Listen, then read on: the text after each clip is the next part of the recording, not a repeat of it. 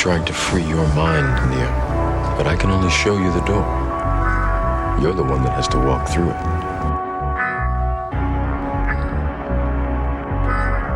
You have to let it all go, Neo. Fear, doubt, and disbelief. Free your mind. This is the Mind is Mine podcast. What's the word, ladies and gentlemen? How y'all doing today? Happy Valentine's Day as well. Yeah. How you doing, man? AD 1111, my boy. How you doing today? Yeah, man, I'm good. It's actually 84, like the year we were just talking about. That Purple Rain came out. Got to represent the year I was born, one of the best years to ever exist on this planet. Yeah, that's a hell of a year for pop culture, honestly. Oh, my God, man. The Grammys was insane. I think that's when Michael Jackson won like 11 or something crazy. Yeah, he won eight of them. And then Purple Rain, one of the greatest albums of all time, in my opinion. So You can't go wrong with that. But how you doing on Valentine's Day? Is Mardi Gras too as well? Oh, man, I'm tired. I've been working all week, picked up a new school. No love interest, but, loving on myself, practicing a new energy other than Valentine's Day, which is called a coma. It's a 7-day African kind of practice for love, where you do kind of practices of dedication and love and things along that line, where it's just 7 days and it's no gifts. It's just practices with your community or your partner. Ooh, I like that. Yeah, I like that. yeah. That brings up a great point, because Valentine's Day, people really focus on like the gift giving rather than companionship. Right. And I was actually listening to, I forgot who it was, and they were talking about how a lot of these holidays have become super empty because it feels like we have to give each other something rather than focusing on the communion of it and the connection. And do you feel that way on our own culture, and whenever we have get-togethers, cookouts, birthday parties, or anything of that matter, regular holidays, do you feel like we are still missing the point as well? Yeah. My pastor just touched on this in the most beautiful way I've ever heard it mentioned. I do security at St. John's Church, one of the most forward churches I've ever went to.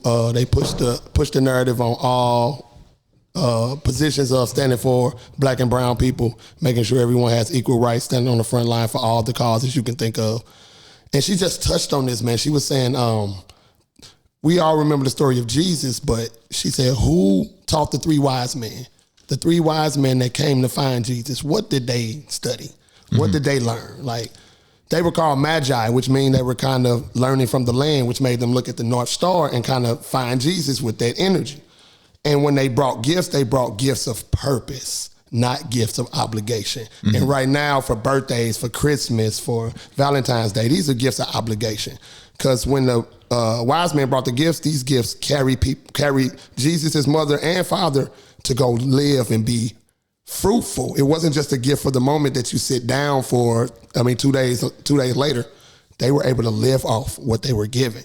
And we are not giving those gifts in these moments right now. We're just doing what kind of the culture tells us we're supposed to do. It's very empty currently. Of course. And it's also super capitalistic too as well. Yeah, so I feel as if that is one of the main focuses behind a lot of these holidays, is shifting the focus between family and consumerism and productivity. And that's what we were talking about last meeting, is the effect of being in a society that's so fast-paced and always talking about consumption, talking about productivity. I don't know if you're a big movie buff or anything. I am. You heard about the deal between Warner Brothers and Netflix? I've been hearing whispers about some crazy stuff going on between them, man. Yeah, so I feel that's a perfect example of how you're turning art into consumerism or content. Yes. Because that's what Netflix is. Netflix is, a lot of those shows are, not saying that they're not appealing or they aren't interesting. It's content at the end of the day, because you're watching it at home. You have all your distractions at home. You're not in the theater anymore. So as a buff myself, I'm not too crazy about it because you're taking away so much culture, and just little things like that. Just steal away culture and steal away experience. Yeah, man. this system there where they put the vision on the television, man, they literally have programmed us to sit still and not activate our mind. Even in the fiction world, when you're watching someone on TV, you're watching them be whatever they're being, their journey. I literally stopped watching TV because I said, I know about fictitious people's life more than I know about revolutionaries. I can tell you about all these characters, their origin story, who their parents are, what power they have. I'm like, but if you ask me about Ella Baker or if you ask me about Walter Rodney, I start to stumbling and bumbling. And these are people who have fought to make sure I'm in a position to fight the good fight. So it's an imbalance. And that's a lot of people because it's comforting to sit back and just watch these things because the brain doesn't know the difference between dreams and reality. Yes. So when you watching these TV shows, you're getting that same dopamine hit as if you went and did the thing. So now you physically don't have to do anything to get that high of if you've accomplished something because you're going through that emotional roller coaster with this TV show. Yeah, man, it's crazy right now. Yeah, indeed. I knew this was going to happen, that we were going to get straight to it. So, Absolutely. But I don't feel like I gave you a proper introduction or allowed you to give yourself a proper introduction. No So doubt. I know that you're a revolutionary, that you're an artist, that you are part of Black Men Build and also the Freedom Community Center. Absolutely. You're a friend, you're a father as well, correct? Yes, sir. And many other things. So I want to give you the stage to introduce yourself. Oh, man, the conversation was great. Yes, sir. Absolutely, man. You're a brilliant brain person, man. Appreciate this energy. But my name is Adrian Martin. I go by 84 in the music tip. I wear many hats. First of all, I'm a Black man who is trying to fight for the liberation of my people. With everything I do, every day I wake up, every emotion, I'm trying to figure out a way to make this plight for my people so much simpler and give us the skills, the tools, the courage, the strength to be able to do what's necessary for yourself first, then your community, then we branch off into further spaces. But man, I do it through my music. I've been rapping for about 3 years, but I started rapping about 20 years ago, but I gave up on it. Just the rap game back then was so complicated. Jealousy, envy. Me and my buddies hadn't even made it anywhere, and then we was clashing, and we was rapping in the studio in the closet somewhere. I'm like, nah, I don't want to do this. I'll just go into the corporate world, which was cool, but my passion has always been writing my story, getting messaging to people, and fast forward 20 years later, I'm sitting here doing men's circles, hosting political education, teaching in schools, teen pregnancy prevention, love courses, teaching these kids what love looked like, what healthy love looked like, how to differentiate from these negative traits in your household and how to transmute them into positive. So every single thing I do, as well as being a father, my daughter's the best kid I've ever met. I'm a little biased, you know what I'm saying? But ultimately, every single person that comes in contact with her say, who raised her? Because it couldn't have been you. I'm like, oh yeah. I was intentional with making sure this contribution to the earth will help other kids see that you can be as great as you can be at this moment you're in right now. That's beautiful, bro. Yeah. I appreciate that introduction, man. No doubt. I want to know your story of how you became who you are today, going into that revolutionary mindset, because that is not taught in society at all, especially in the Black community. Oh, yeah. And we do have a lot of people to pick from. Oh, absolutely. A lot of examples and faces of leadership. And we're honestly in the time now where, would you agree that a lot of those faces, I won't say diminishing, but we don't have a lot of faces to go to, at least on a grand scale? Oh, absolutely. Our elders, the ones who were fighting a good fight, they fought it literally into their death. And they were doing the minute things to give us the position that we're in to stand and fight a greater fight than they ever could. And it's for us to do the same thing. But I had a great elder, which is why I picked this album, because I was blessed to have a man raise me up. But it wasn't from a good standpoint. My mom was on drugs. My dad was missing. It was the 80s. I was born in 84. Yes, sir. Height of the crack era. Like, I'm not mad at anyone who made it through that situation and still traumatized today, because I couldn't even imagine what that was like. So, but my grandfather understood. He had a purpose to maintain the bloodline, I would say, within his genius, because he literally grabbed me and my sister and deliberately poured into us. Like, it was so intentional. Praise God. Yeah, man. And like you said, the culture from where he came from, his enlistment paper said 3/5 of a man.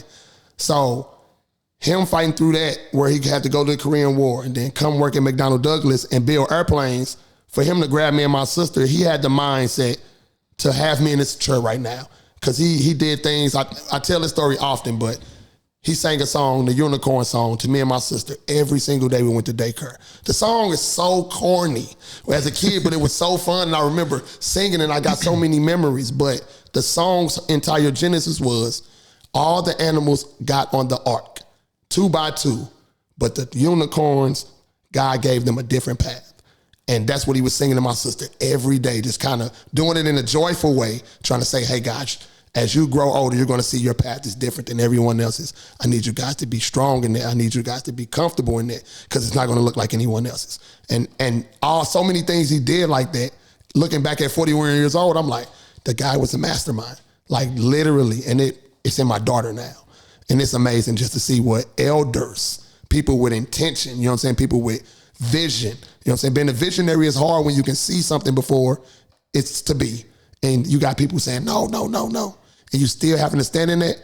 That's what he was, because I wouldn't be in this seat without him. That's a blessing. Yeah. That's a blessing. Beautiful to hear, bro. Yeah, appreciate Beautiful that. to hear. And I mean, you have to know struggle, correct? Yes. So, and that's an important part of life, is understanding the struggle and going through that struggle, Yeah. but not staying there. Yeah, absolutely. And I believe that's a problem that a lot of people are having, but our community in general, we're always fighting that struggle. Mm-hmm. And there's so many different factors weighing into it. It's such a complex issue.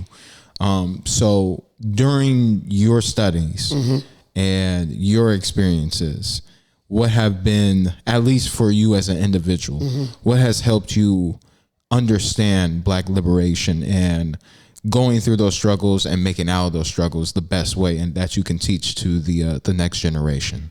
I mean, if you look at the system, we all can quote what it's supposed to look like. It's succeeding. It's working. Our kids don't know math. They can't read. They don't have any emotional intelligence. They don't have any impulse control. They don't listen to us. They don't listen to authority. Our generation bumping heads because of the trauma we faced from the crack era. The people before us, the crack era put them in the sit. On and on and on, and the only solution is unconditional love. If you are Black in America, you are going through something that only you know, but it's some people who can relate, but all of us have a unique type of struggle. And I can't tell you how your struggle should affect you. You know what I'm saying? Some people can have a mom on crack and they'll do crack. Then you have another kid with the same mom who will never even drink liquor or do a drug. That's the way God made it. And me understanding that, I have to have patience and grace. And in that, I've seen so many relationships fortify themselves because everyone's going through something. Yes. Everyone needs somebody to forgive them. Everyone's going to make a mistake. I live by this thing where if you say you're going to love someone forever, you're guaranteed to see the best and the worst of them. And you're guaranteeing you're going to love them the same. That's my people. Yeah, that's tough too, because being in America, having a hyper capitalist way of living, it's all about putting in that hard work. And if you don't work hard enough, then you get scrutinized for it. Yes. You get penalized for it, especially in school where you are in a super obedient space. It's all about obedience. Yes. It's all about follow this and not building leadership. And especially for men, I was having this conversation, I forgot with who, that we, especially as kids, as boys, we're not supposed to be raised as sitting down all day and just being receptive. No. Women can do that a lot better than we can. Yes. They learn in many different ways. Yes. And we learn by doing. We gotta like swing the hammer. Yeah, if we are going to get hurt, then let us get hurt. Yes. Oh, do you have a son? Or you just have a daughter? I have a daughter. Yeah. Okay. How was that as going through your own struggle, understanding what liberation within your community and yourself? How do you communicate that somebody of the opposite gender as well? Wow. It's not different. It's just it's not different in messaging, but it's definitely different how they receive it. So my daughter, I've raised her. It's only one way you're going to change the world, and that's by being yourself. Yes, sir. I'm going to give you all the advice in the world I can give you. I'm going to try my best, but I might be wrong, and I need you to follow your spirit. And she always say, Dad, how will I know? I'm like, you'll know. I'm like, man, you are A1. If I come pour some energy and some guidance on you and your spirit tells you to do something different, I need you to do that every time, because I don't want you to second guessing yourself ever. And these are things that have to be taught at a very young age. Taking parenting classes, oh my God, it was the best thing I've ever done. I didn't have a mom and dad, but I swore to God I was doing the best thing. And when I went to the parenting class, I was doing above and beyond. And I was geeked. I'm like, oh my God. Every time we come and report and I'm talking about my daughter, they're like, oh my God, Adrian, that's amazing. I'm like, isn't this what everybody's supposed to do? But I was overcompensating because I just knew I needed to do more. But the one thing they taught me was, don't tell your kid no. And I was like, what? They was like, at this tender age of between 0 and 3 years old, they're not just trying to touch things, they're exploring, they're learning. So if every time they touch something new, you say no, they're going to stop exploring. Yes. They're going to stop reaching for things and trying to learn. You start to build that box. And if you shut that brain off that early, they will literally go in life trying their best to not explore and learn. And that's what's happening right now. People popping hand, no, don't touch that. That kid doesn't know that's bleach. Sit them down and say, we don't touch this. If you want to drink something, here's a water bottle. Yeah. That's the process. And if you do that all the way up, you won't have to fight those mental chains that literally our parents sometimes have beaten into us. Yeah. Yeah. And telling my daughter this, it's not easy. She's receptive, but she gets it in real life, in real time. And I say, hey, I just need you to do you and know I'm going to be here if you're successful or failing. I'm going to be here. So make your decision. She'll count that. I want to do this. I'll say, hey, this is what I feel. Make the decision. Talk to you later. I love that. I love that. I feel as if a lot of leaders, and I get caught doing it too, because we've been through a certain thing, we try to project the outcome that we went through and try to keep them away from that same outcome. Yeah. But realizing how I experienced life, like I said, I need to fall and bust my knees and figure out how to heal that and figure out how to get back up. Absolutely. Because if I have somebody doing that for me, then I'm not being led into the right direction that I need to. Oh, yeah, man. My grandfather put me on the bus at 8 years old by myself. I went to Union Station, went and saw Kazam, and caught the bus back home. You know what I'm saying? But we did it together every time. And while we were going, he would say, hey, where we got to go? Lee and Shreve. We get off at Lee and Shreve. We getting off at Union Station. Where we go? He would ask me. So when he asked me, can you do it by yourself? I was like, yeah. And I remember doing it. I remember being diligent, sitting on the bus, looking at, okay, I got to get off. But that was him building capacity. First, he let me walk to the corner store. I look back, he's behind me. Instilling trust. Making me believe that I can do that. Because ultimately, what a lot of parents doing is not wrong, but it cripples the child. You will help and hold the child's hand in so many different ways. Out of protection. Oh my gosh. And then when you go or pass away, the child jumps in the casket with you because they don't know how to function without you. I deliberately told my daughter, I'm not going to be at all your dances. I need you to know how to perform when I'm not in the crowd. I need you to look and yearn for me to be there, and I'm not there, and I still need you to perform. Because what if I'm not there? I don't want you to be crippled by something that's a possibility. We have to train these things. This has to be a literal, everyday, not overdoing it, but just simple conversations with people and help them grow and develop in small ways. And we can find liberation in it. So how you have a conversation with somebody, especially as a grown man, being your own leader, when you encounter spaces where somebody else is a leader and they are trying to walk you through certain things, but they're not really giving you the power to figure it out on your own. How do you have that conversation with them and know that you're more than capable of doing this? You listen to all of the steps, but they're still doing it for you because there's still a lack of trust or a disconnection in some way.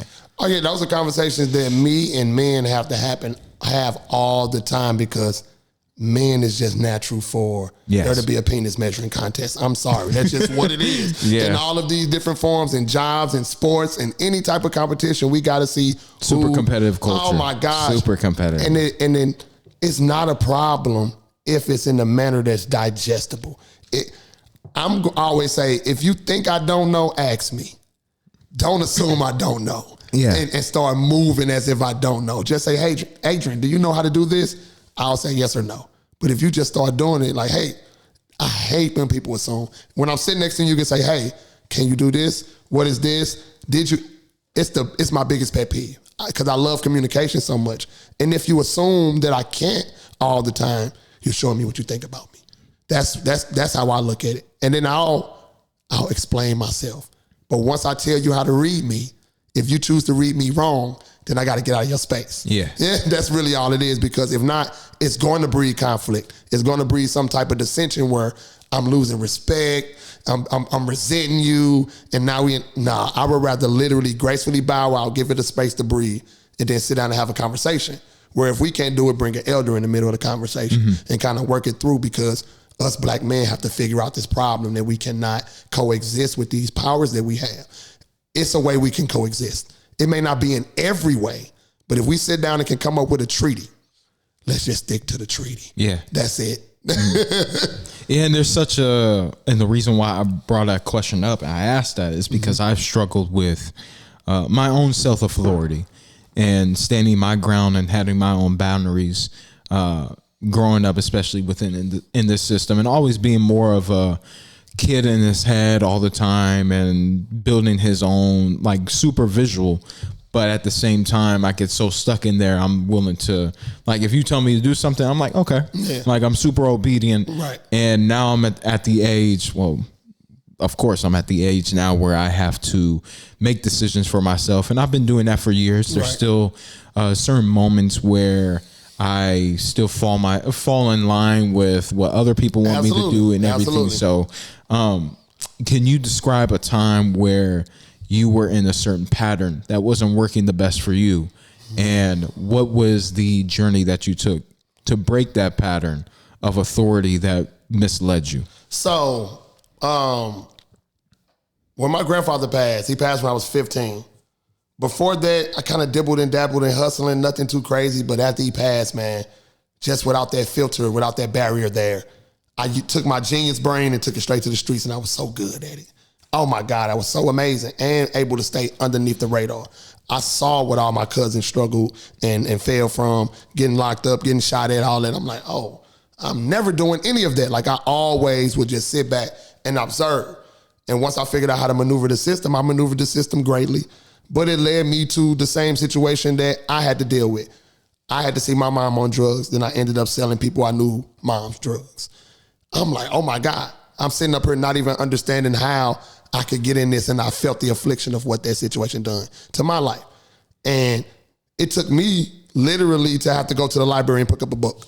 My grandfather, luckily, every summer walked us to the library. This is why every time I get a chance to give him praise, I got to give him his love, because he literally walked us to the library and tricked me like, bet you can't read all these books on this list.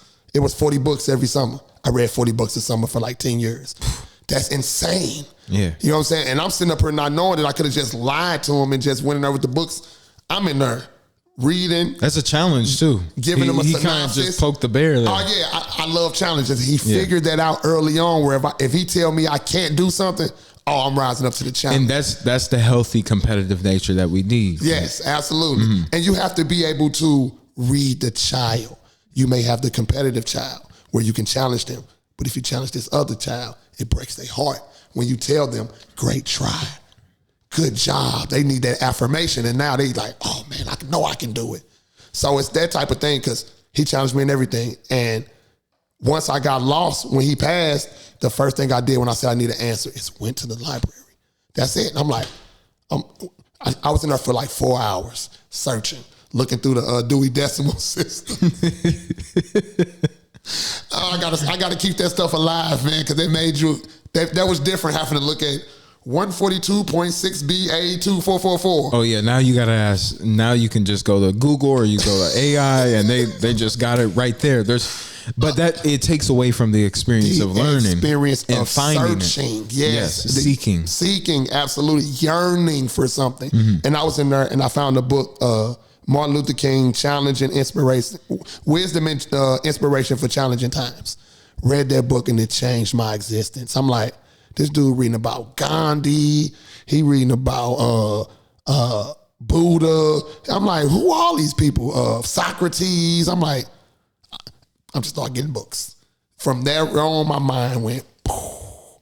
I'm like, oh, this is what it is. I'm seeing him fight these fights just for the sake of our people. It started having me naturally, not immediately change, but just naturally over time. Just go through that process because it's no quick flip. You know what I'm saying? It's not. And if it is, it's a break somewhere. Like you're somewhere hurting if you just went from here to here. Yeah, and to speak on that, one thing I notice about this generation is that society, what we opened the conversation up with, it's so empty. There's not a lot of meaning or experience behind it. There's no culture behind a lot of the decisions that are being made, and even in our art now, it's not reflecting a lot. Yeah.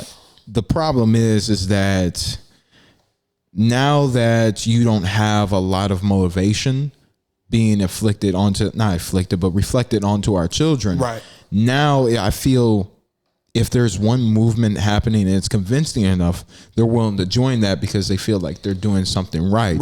But know nothing about it because they never actually sought out to it. They're just fitting in. Right. So what is a good strategy that you would tell to our generation now today if they are having certain ideas of seeking black liberation or therapy, but they keep fitting into these circles that sound convincing but don't actually offer enough information?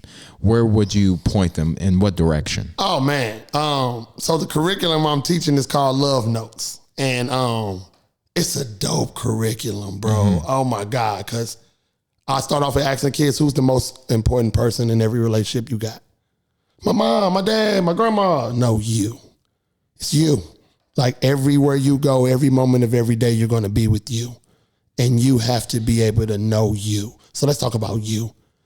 What do you want? What do you expect? What do you like? What do you dislike? Because once you have an understanding of yourself, you can start catering your environment, your friends, all the things you need to do to be able to get you to and keep you who you are and keep you together when things fall apart. Because everyone goes through something. So my whole goal has been getting these kids to look within because they've been on these phones.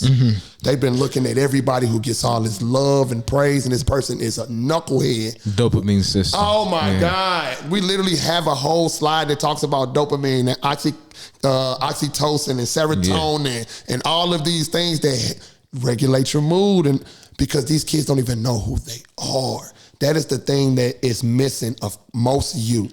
Who are you and what do you want? They say, I don't know. And what's most interesting too, a lot of people that build these systems and social media too, they know a lot about you before you know anything about yourself because they're monitoring your patterns the entire time because you're the product. You're the product. So if you don't know yourself, especially in this day and age, you have corporations that are willing to take advantage of full you. Event, man. It's called a feed. Animals get feed. It's there. They sit there and they eat it all until they are slid to slaughter. That's all. The more feed that animal eats, oh yeah, he's getting fattened up. So if I'm spending 38 hours a week on my phone, they know they got you, man.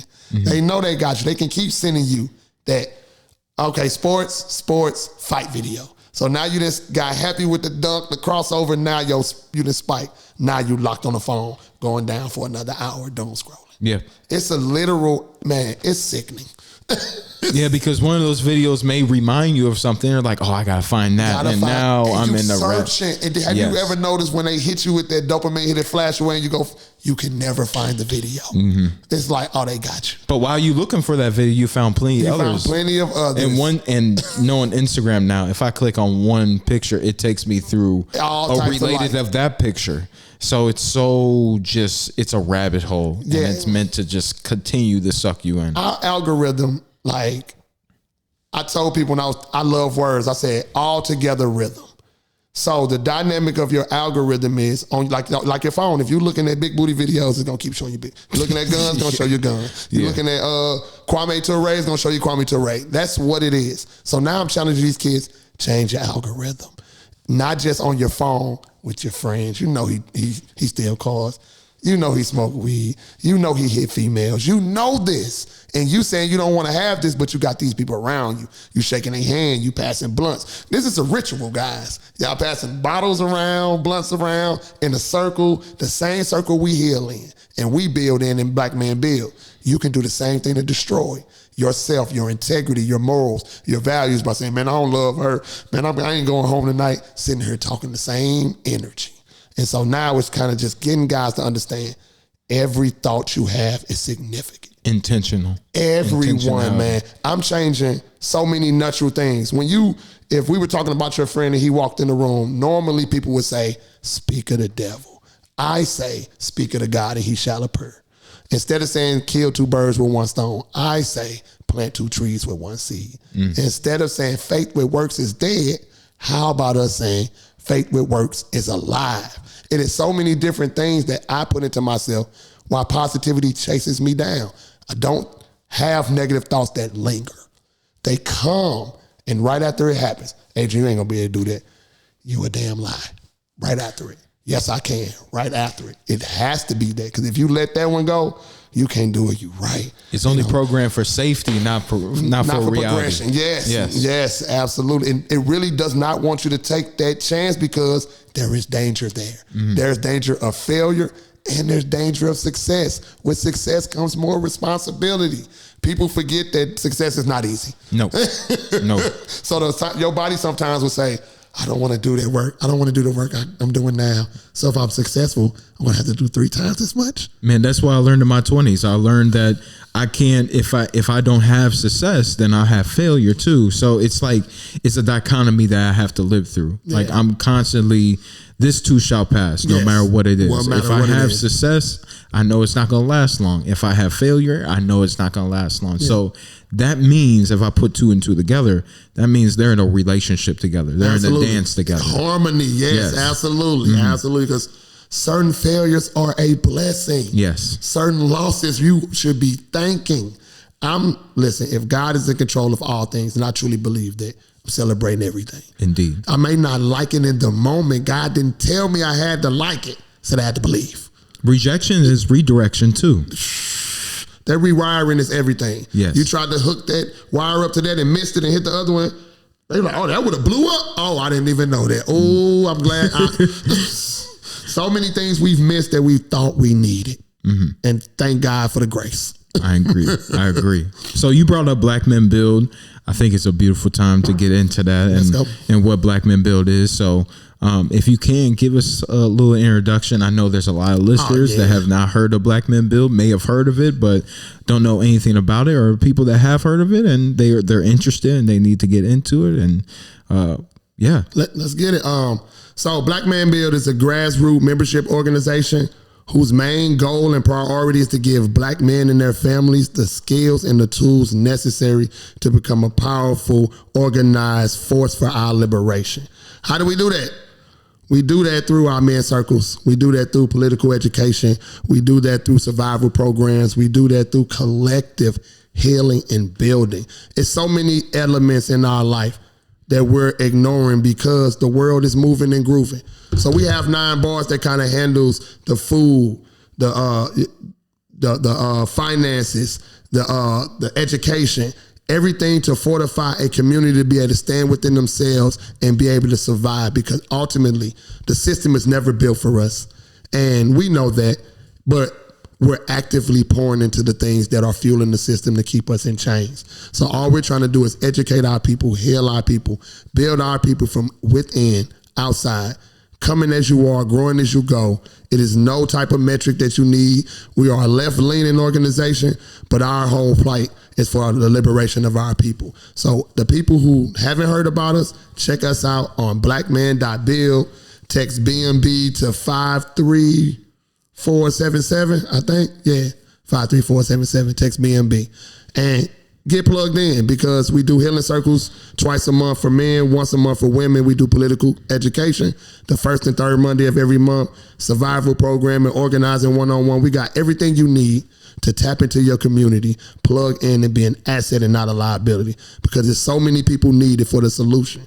But there's not a lot of people active and responsible in our community. Yes. And we need to scale our people up. I cannot sit here and shame and blame people who have fed on a system that has chained them to the system and gave them everything they need to stay in the comfort zone.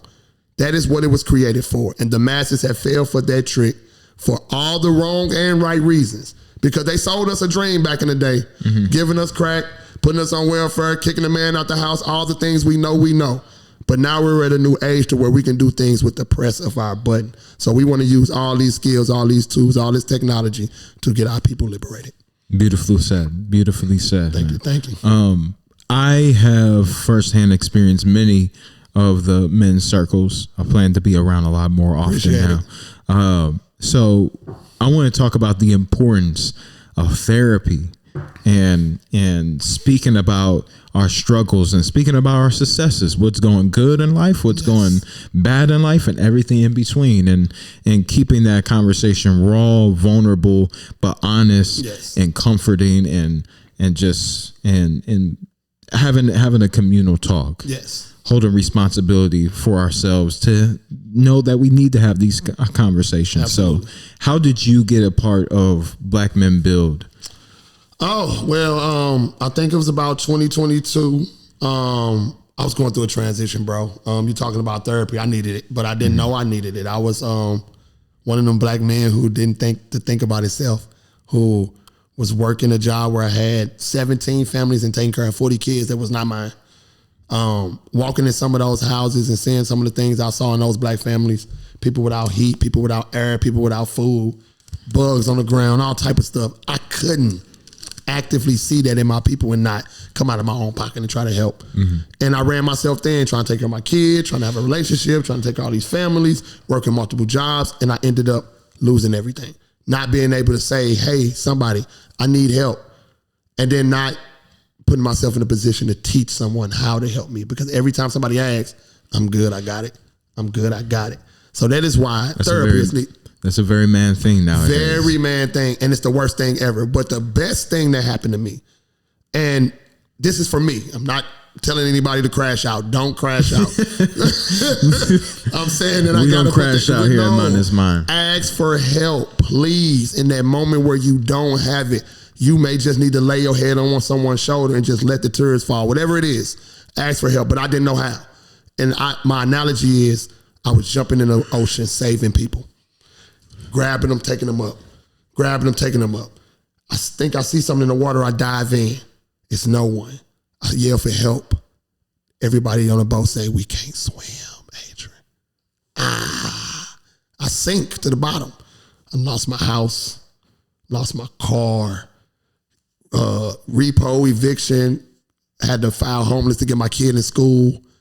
I'm talking about everything. I had like $3 in my bank account, but I was paying multiple people's bills at one point in time, doing everything. And what I found out when I sunk to the bottom of that water is that I can breathe underwater. I'm like, oh, I'm okay. Oh, I didn't perish from my mistake and end up walking to the shore. And this is the iteration you see me now, like, oh, if I wouldn't have never drowned, I wouldn't have known I could do something amazing. I wouldn't have known. I would not know what I was made of. Yeah, if you were never in water, you would never known to swim. No, not at all. And once I found that out about myself, it gave me the confidence to understand. First, ask for help, Adrian. Second, seek help now. And that's where I found Black Men Build. Going to the healing circles. I've been going to the healing circles for 3 years now. Every second and fourth Monday. That's my therapy. That is my therapy. That has helped me in so many ways where I was doing it so long they hired me. I was just coming there to get help. You know what I mean? Like literally be around some brothers, and I was frozen at first. Like, yeah, my name's Adrian, you know, I got some stuff going on. But then this brother right next to me would just unload. I'm like, whoa. I thought what I had going on was bad. And that's what the healing circle allowed you to see, is that the weight that some people carry. And there's some brothers who have unloaded some things in their healing circle where I could never complain again, bro. Never. I could never. Yes, yes. Like, I'm good. What's to come and what has been behind me, God, thank you. And I'm like, this is why I'm here. Because I really was like, oh my God, it can't get no worse than this. Ain't nobody look. It's some people who literally have been through some of the most traumatic things and still pull themselves out of the bed every day. And that gave me a power to be able to hug that brother, love on that brother, see that brother show up and see him get himself together right in front of us. Oh yeah, I'm good. I'm good. I'm fortified. I'm so fortified. Like I remember having the armor, which all of us men were. Got to keep your armor on, got to stay safe. I remember last year I said, God, I don't need it no more. I trust you. I know every weapon will be formed, none will prosper as long as I stay in alignment. Don't let anybody pull me away from you. If I stay with you, I'm good. Every time I stepped away, I got spanked. Man, I figured it out last week too. I was going through something, and you realize you have to be okay with getting humbled. You have to be okay with being humble. You have to be okay with saying, you know what, I can't do this alone. Yeah. I can't do this alone. And especially if there are people at your doorstep saying, like, I want to help you. I want to help you. Not only do I see that you need help, I want to help you. Yes. And if you still push that away, then it's an egotistical thing that honestly came from that hive mind too. You know, you can be a warrior, but you still have to have a general. You still have to have different departments. Yes, there are ranks to this, man. Of course. Absolutely. Oh no, I thank God for every time God spanked me. Oh my God, because the worst thing I would have wanted to feel is God said, you know what, you got it. Mm-hmm. I don't never want to feel that. Yeah. So every single time I stepped outside that box, pow, you know what, God, you got it. you paying attention. Thank you, because I'm clearly not. Mm-hmm. So now for that energy that I have, I gracefully get at the people. Some people who went through the Christian walk, went through different spiritualities, they get real judgmental. When you're supposed to be more open instead of judgmental, you're supposed to be more understanding, more graceful.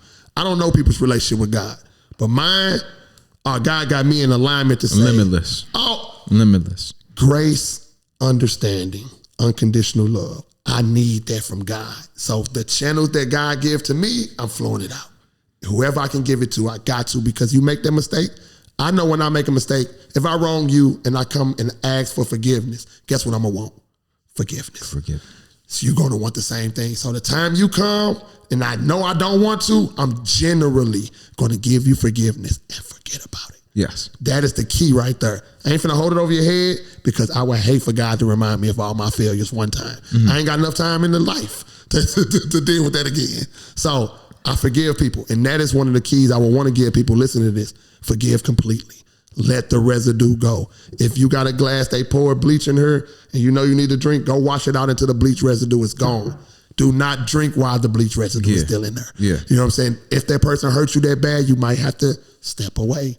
Clean your glass. Don't go back over there if that person only pours bleach. Yes. That's the dynamic that we have to protect ourselves and remain accountable, because some of us put ourselves in some position. Every bad decision, every good decision, guess who was there? We were. Yeah.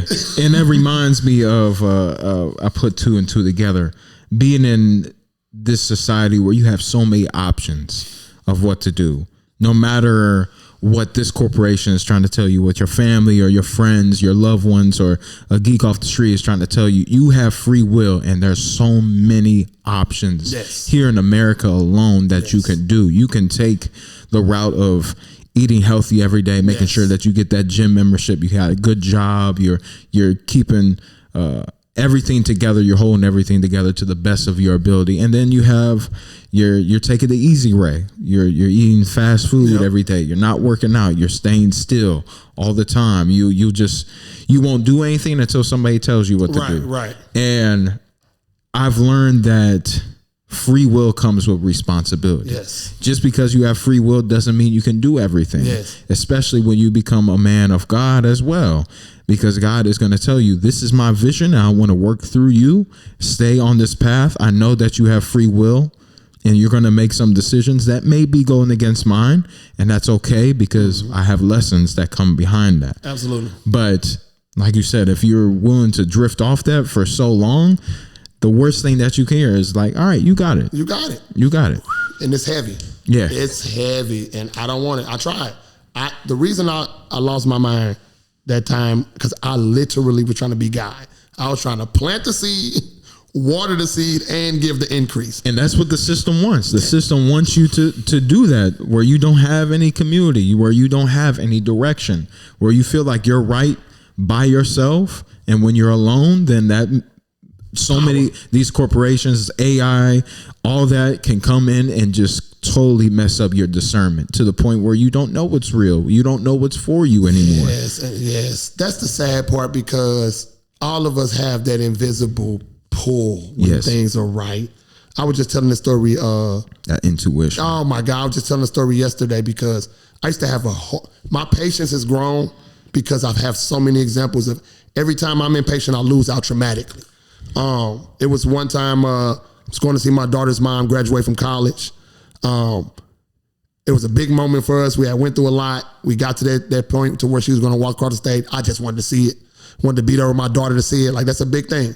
But she was like, come, but can you get my mom? I'm like, yeah, your mom be dragging her feet, but I'll get that. And I used to hate being late. Like, that was a control thing for me. If it says 7, I got to be there at 6:50. Or I'm late. Control. So I get there about an hour early. Like, okay, I'm going to get her an hour early, get her going. Yeah, let's go. We still 25, 30 minutes late. I'm livid. Like, when I used to get angry back in the day, bro, it was no calming down for about a day. So I'm in the Camaro, I'm driving 100 miles an hour. I get to the college, I'm driving in circles. Can't find a parking spot. I drive around again, somebody moves, I pull in, I'm grabbing my daughter. This lady comes out of her house, old lady. She was like, hey, are you guys going to the graduation? You guys can cut through my gangway. I'm so livid, I'm not even thinking about that this lady's house is attached to the college. I can literally, once I walked through her gangway, I was on the campus. I'm dragging my daughter, I'm trying to get a seat.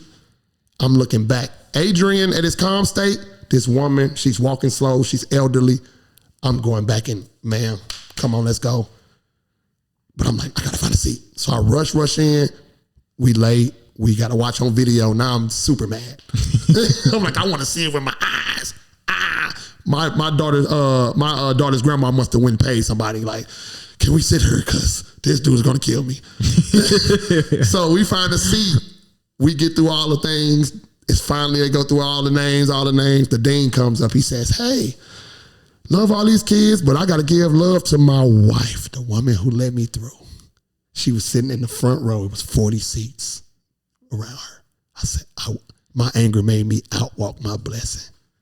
I've been patient ever since. I have so many things to where those moments of clarity come where I can see God saying, hey, I need you to chill. Like, I got something for you. If you pay attention to that invisible thing where when you were angry, if you'd have said, you know you're supposed to walk with that woman and say, hey, thank you for letting me through your gangway. I'm going to walk with you, hold this door for you. And I'd have been sitting in the front row with my daughter. So many things like that have given me so much trust in God because I've been able to literally sit down and have a conversation with God, like in my mind, like, I get it. Okay. And it humbled me in so many other ways that wasn't that smooth. But I took the lesson with grace. I ain't get mad at God. I ain't cursed the problem. I said, you know what, Adrian, do better next time. And I have been doing that. That's beautiful. Yeah, man, that can be such a tough journey too, because when you're learning about obedience and everything, even when you take those type of situations where you were humbled, you probably won't take those situations very lightly because you'll start beating up on yourself. Yes. You're like, man, I should have, because the system taught you if I mess up, then I gotta be punished. I gotta be judged. Yes, absolutely. I lose this. Yeah. So it's always like it's a conditional relationship, and it can be love in general can be such a tough experience to allow in because it's unconditional. Right. It's uncomfortable at times. Yes. It's unpredictable. Yes. You never know what's gonna happen. Like I already know by you sharing that story. It's just like when you seeing that, you're like, oh. Wow, and I know that didn't feel the best. It didn't feel the best, but immediately I was like, oh. Yes. I walked my blessing. I'll slow down. And I don't care about being late no more. Like literally, whenever I get there is when I'm supposed to be there. Yes. That's how I feel now. I'm like, I trust in God that much. If I wake up late for work, hey guys, I'm late. I'm not finna be like, oh my God, I gotta hurry up and not brush my teeth. I'll be there when I get there, guys. Yes, sir. And I could have missed an accident, whatever. It could have been 1,000 different things that God rescued me from. So I just truly believe there's no question mark no more. Like I literally straightened that question mark out to an exclamation point. And where that hook, we good. No more question marks. So coming from your own personal struggle, getting into Black Men Build, what was that process like when from day one to the day that you said, you know what, I want to officially be a part of this on a grander scale and be a leader within Black Men Build? What was that? What did that journey look like? Oh man, it's been tough. there was a lot of unwillingness to accept my gifts because when I looked around, the people around me didn't have them. And then when I showed them, majority of the people judged me. And it was an easier thing to do to blend in with your friends and not make them feel bad because they couldn't. It's comfortable. Oh my God. Yeah. And there's been so many different people that's popped up in my life. A lot of them, I tried to do this alone. Let me not get it twisted, bro. I tried to do this alone. I tried to. Oh, trust me, I'm right there with you. I'm right there with you. I tried to go about this alone, and God kept bringing in. It was the funny thing, pastors. I'll be working at warehouses, and it'll be a pastor that worked overnight, and we'll just cross paths, and we'll be talking. And they'll be like, brother, how long you been going to church? And this is before I went to they're like, never been. They're like, brother, you're quoting the Bible just in your own words. I'm like, yeah. They're like, you need to go to church. I'm like, I'll wait till I get it together. They like, no. But it took a guy, one day a guy pulled up on me a few times and he looked at me and said, oh, God gave me a word for you. And I'm like, here we go with this old. And he said, no, brother. If I say one thing wrong, you could just walk away from me. And for the next 2 hours, I don't even know, we were at work. Next 2 hours, God created a bubble. Nobody came and bothered us. And he read me my rights, man. Man, those are the best. Those are the best conversations. And two analogies he gave me. He was saying, he said, Adrian, you're a leader. He like, you're in this warehouse, you don't even know it. He like, how old are you? I was like 24, 25. And I was like one of the main managers at a $10 billion a year company. I was just doing my job though. So I just don't be like, man, first of all, you're doing this. You ain't even 30. He said, then everybody listen to you. If you come in quiet, everybody's quiet. You come in loud, everybody get loud. He just put his hand on my shoulder. He said, listen, you're going to be able to jump off every single cliff and you're going to survive every single fall. He said, but the people following you, 90% of them won't. And I just started crying because I can name the stories of me just being a knucklehead, doing what I wanted to do, and my friends trying to falling off their bike or getting shot or all of the things, getting locked up, all the things I've never had to deal with. And I'm like, oh. So that led me to church. And that allowed me to kind of find a spiritual foundation to build on so that I can find my individuality in this world. I wanted to be Christ-like for real, not the fake Christ-like that people talk about. No diss, but the real Christ-like is being an individual who God created you to be. Jesus was Jesus. He was what God created him to be, what blessings he created him to do. That's what I want to be. I want to be in alignment with God's purpose in the manner that Jesus was. It ain't going to look like his. So everything I do with the authenticity of knowing this is me following God. And if I'm following anything else, it'll be me. I'm not following anyone else. That's now at 40. As a youngster now. So in those things, as that path was going on, God kept placing men in my life to just drop a jewel. Drop a jewel. And I always had to saw you to where it hit. As soon as it hit, if it made sense, I was utilizing it. I'm like, oh yeah, that's smart. Like I wasn't a guy that be like, I don't care, you dumb, you dirty, you work at this warehouse. I ain't listening to you. I'll be like, oh, that makes all the sense in the world. And I'm applying it immediately. And that's been my journey all the way up into Black Man Build. I met Ronnie. I met Siraj. Shout out to Ronnie, yeah, man. Shout out to Ronnie, man. Had Ronnie on the podcast. Yeah. Wonderful talk. Oh, that's my dude. That's my dude, man. I saw him. I knew Siraj kind of ushered it in at the same time Ronnie was, but I knew Siraj for about 10, 15 years prior. And then I started seeing Ronnie everywhere. And he started seeing me. Like, he saw me speak a couple of times and was like, Black Man Bill needs him. So he started reaching out to me on his own, trying to get me into trainers. And then Siraj was reaching out to me, getting me to trainers. And they Siraj both. Is right. Yeah. Yeah. And he's my co-lead. Shout out to my bro. He's been holding it down. He's a deputy field director of Black Man Build now. So, man, my dude's doing it. Yeah, he's that guy. He works. He really gives a damn about the people and works for it. But both of those guys were formulating around me, man, like Black Man, Black, and then it just naturally fell into place. That reminds me. We're going to grab something real quick. Yeah, do your thing. Do your thing. We're going to take a commercial break real quick.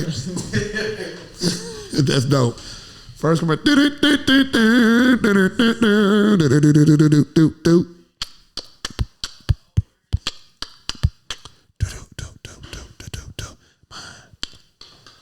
It's mine.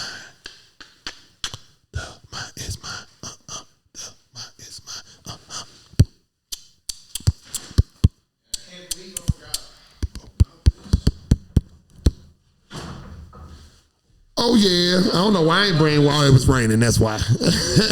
Shout out to the wartime. Yes, sir. Yes, sir. Appreciate it. Of course, man. I got this during I don't know if it was ran by Black Men Build, but we got the Wartime magazine. Yes, I got this a conversation talking about the parallels between the Palestinian issue and also the history of revolution taking place in Puerto Rico as well. So the Puerto Rican and Palestinian connection. Was that SLU? Yes, that was at SLU. Okay, yeah, I think I was there. Yes, sir. Yeah. Hold on. Sounds familiar. Siraj, he was giving those out, and I looked at the cover. The cover's crazy. Yeah, the cover is insane. Yeah, we got 7 wartimes. We got our current one. Please go on our website, www.blackman.build. We got all of our 7 wartimes for digital download. We just have one where we're celebrating the centennial of Malcolm. We have our co-lead of political education, Helen Bailey, has a poem in there. But we got nothing but Black artists in the space. It's a beautiful collection of magazines. Go download. Yes, sir. Please do. So what's the importance with Wartime magazine? Oh, man, it gives Black people voice. We need our own publication. What is your favorite Black media source, people? Please tell me. Yeah. If you don't have one, please get the Wartime. It'll keep you up to date with so many different perspectives, keep you up to date what's going on all across this country. We have 7 hubs all around the country: Miami, North Carolina, New York, LA, St. Louis, Columbus. 2023. Yeah, so that's 2023. Old. Yeah, we got a few more. We got a couple more after that, man. So please tap in. Come to one of our circles on the 2nd and 4th. You can get one with a love donation. Come to our Wartime Roundtable on the 1st and 3rd of every month. You can get one with a love donation. Join membership. You can get one. But we got to keep it moving. We need Black media publications, guys. Indeed. We have to archive our story. Indeed. And if you say BET is a Black publication, I know it's not owned by us at all. So unfortunately, but it does say Black. Yes, I'm gonna give you that. You know what I'm saying? The words are even Black in BET. Are they? Maybe. I don't even know anymore. Yeah, we're so far off. Man, so it's crazy. But what is something that you go into these therapy meetings? Well, first of all, can you give us a little description on not only the importance of Black men mental health, but also what is the common goal behind these circles?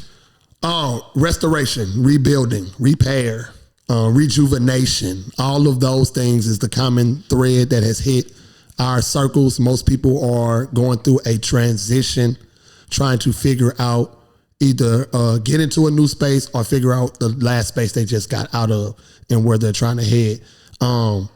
It is important, man, for brothers to be able to have a safe container to be able to unload all the ills that pain them. This world used everything against us. Our color of our skin, the way we emote. If we a little too angry or aggressive, the world wants to shut us out. And brothers need freedom of thought, freedom of action, freedom of feeling, without judgment. And to my beautiful Black queens, mothers, daughters, sisters, aunts, we need you guys to hold our energy a little safer. We be wrong. Yeah. We be wrong. We be messing up, and we still need the gentleness. And when you don't have it, release us. Because the hands you have, if they turn from gentle to stone, we screwed. Because we have no other soft place to go. Yeah, and there is a little gender war going on right now. And I ain't with it. Yeah, I ain't with it because fan. None of us can do it alone. We need each other. None of us can do it alone. We need each other. We're that balance. Pac said it. We're going to have a race of babies that hate the ladies, that make the babies, because we are integrating ourselves into something so that we don't understand. I want to get deep into it, but women deserve way more respect than we give them. I would love to get into it. Honestly. Well, yeah. This is the space for it. This is the space for it. Well, yeah, the mind is mine, right? Yes, sir. I just believe women are, I ain't going to say I believe. I know women are our creators. Yes. We come out of all of them. I've done so many studying and seen the plight that they go through. And we can't do it without them fellas. Indeed. We cannot be the destroyers of them, of their faith, of their belief, of their safety, of their purpose.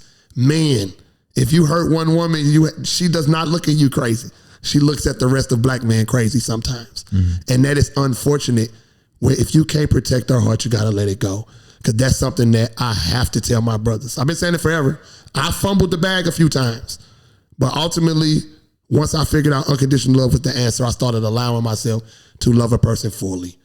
When they're down, when they're mad, when they're upset, if they cheat, all of this, to see what that actually hits like. And if unconditional love didn't change them, it changed me. Oh my God, to be able to really stand in and not let your love fold because of someone else's actions. This is my love. You can't do nothing to it. That's how I stand on. I'm not letting you damage my love. Why would I? I just won't give it to you no more. I won't give you access to it, but I'm not going to let your insecurity, your mistakes, your doubt, your disbelief come into my love and taint it. That's idiotic for me.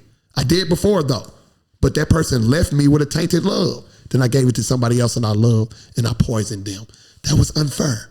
So I took a lot of time to kind of understand this world made me look at women in a perverted way.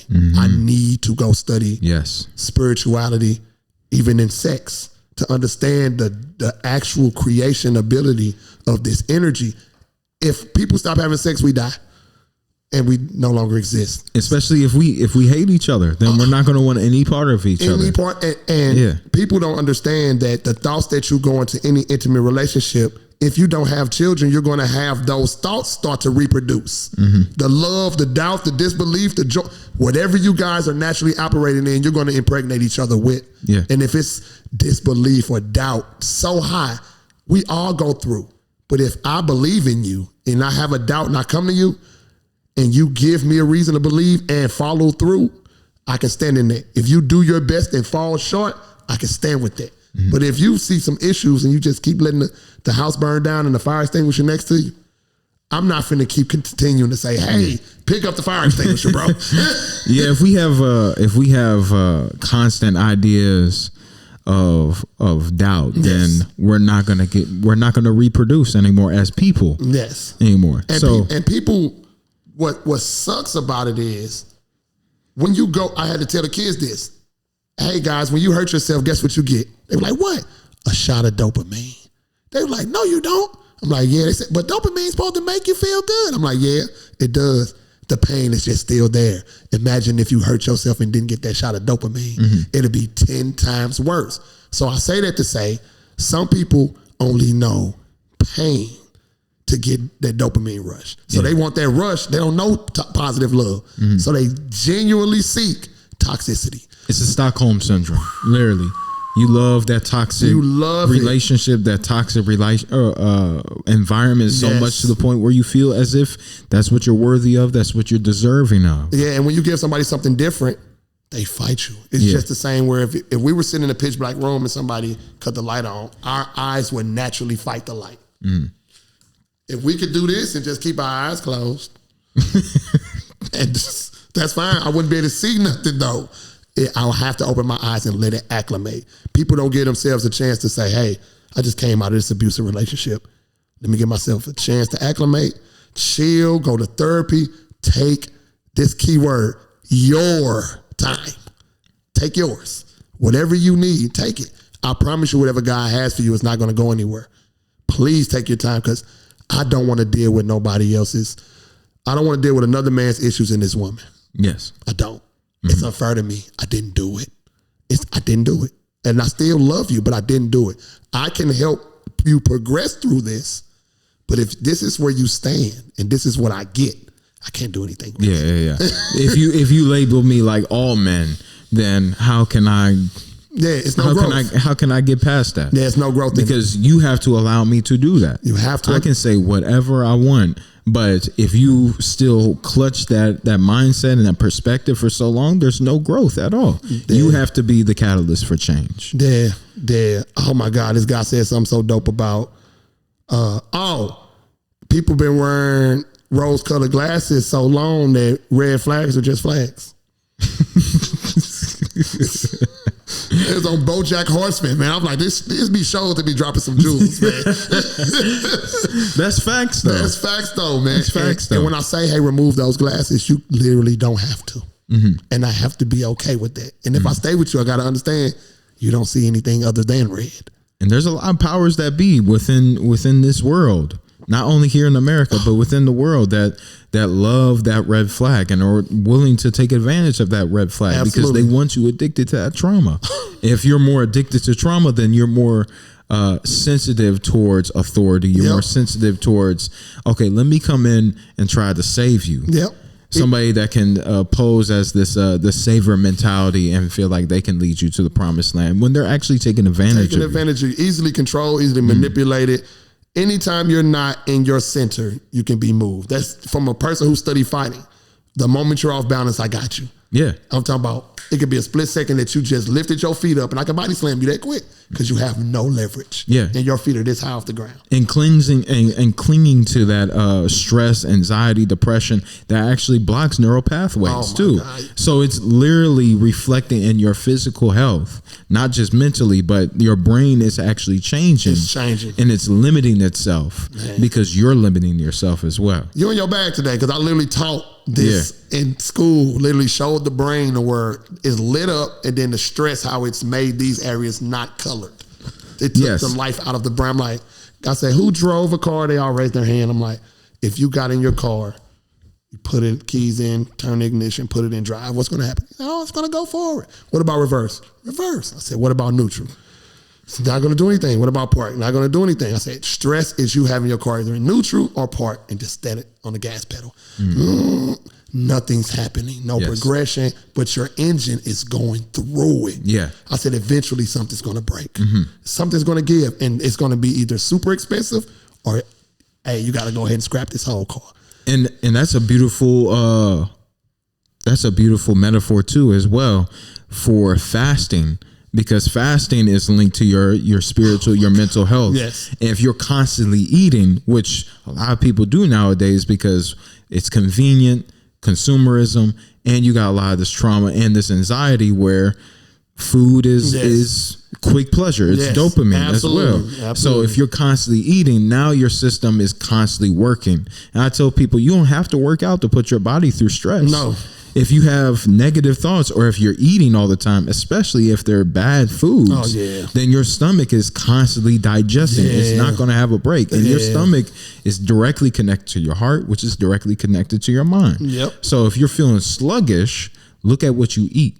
Look at your gut health as well. Because it's gut and mind are connected. They are one on one. Absolutely. Absolutely. So, it's a lady, I can't think of her name, I'm sorry, but she runs What's the Health in Solar Market.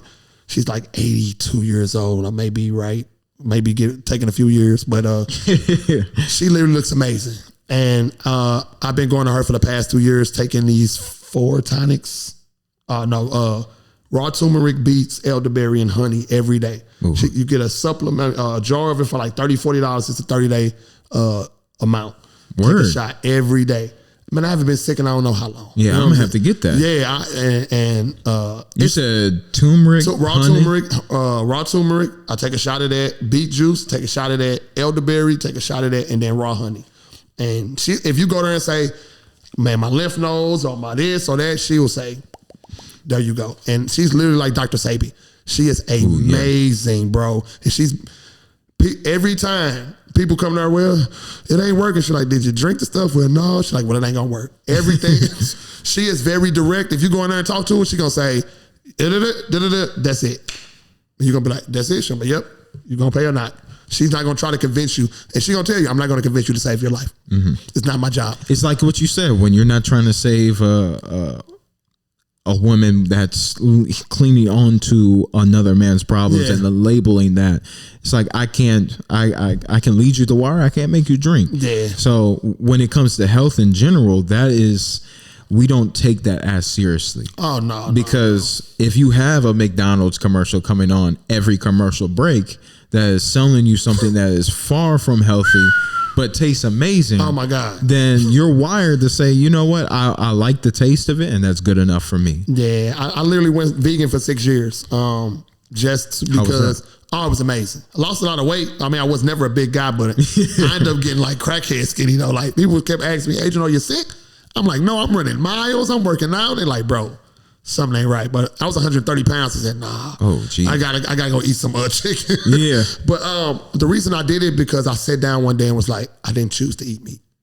I didn't make that choice. I need to figure out different methodologies because if I only use what everyone gave me, I would never challenge myself to know who I am. Indeed. And I would be limited to this perspective that I've been given. And the food pyramid been wrong this entire time. All the way, man. Yeah. Nothing McGraw-Hill, all of these people that told us in these books. Yeah. Do you know who owned McGraw-Hill? I heard about it, but I can't remember. Robert Maxwell, Ghislaine Maxwell's father. Yes. And that whole system it's not for our benefit. It's nasty. It's not for anybody's benefit.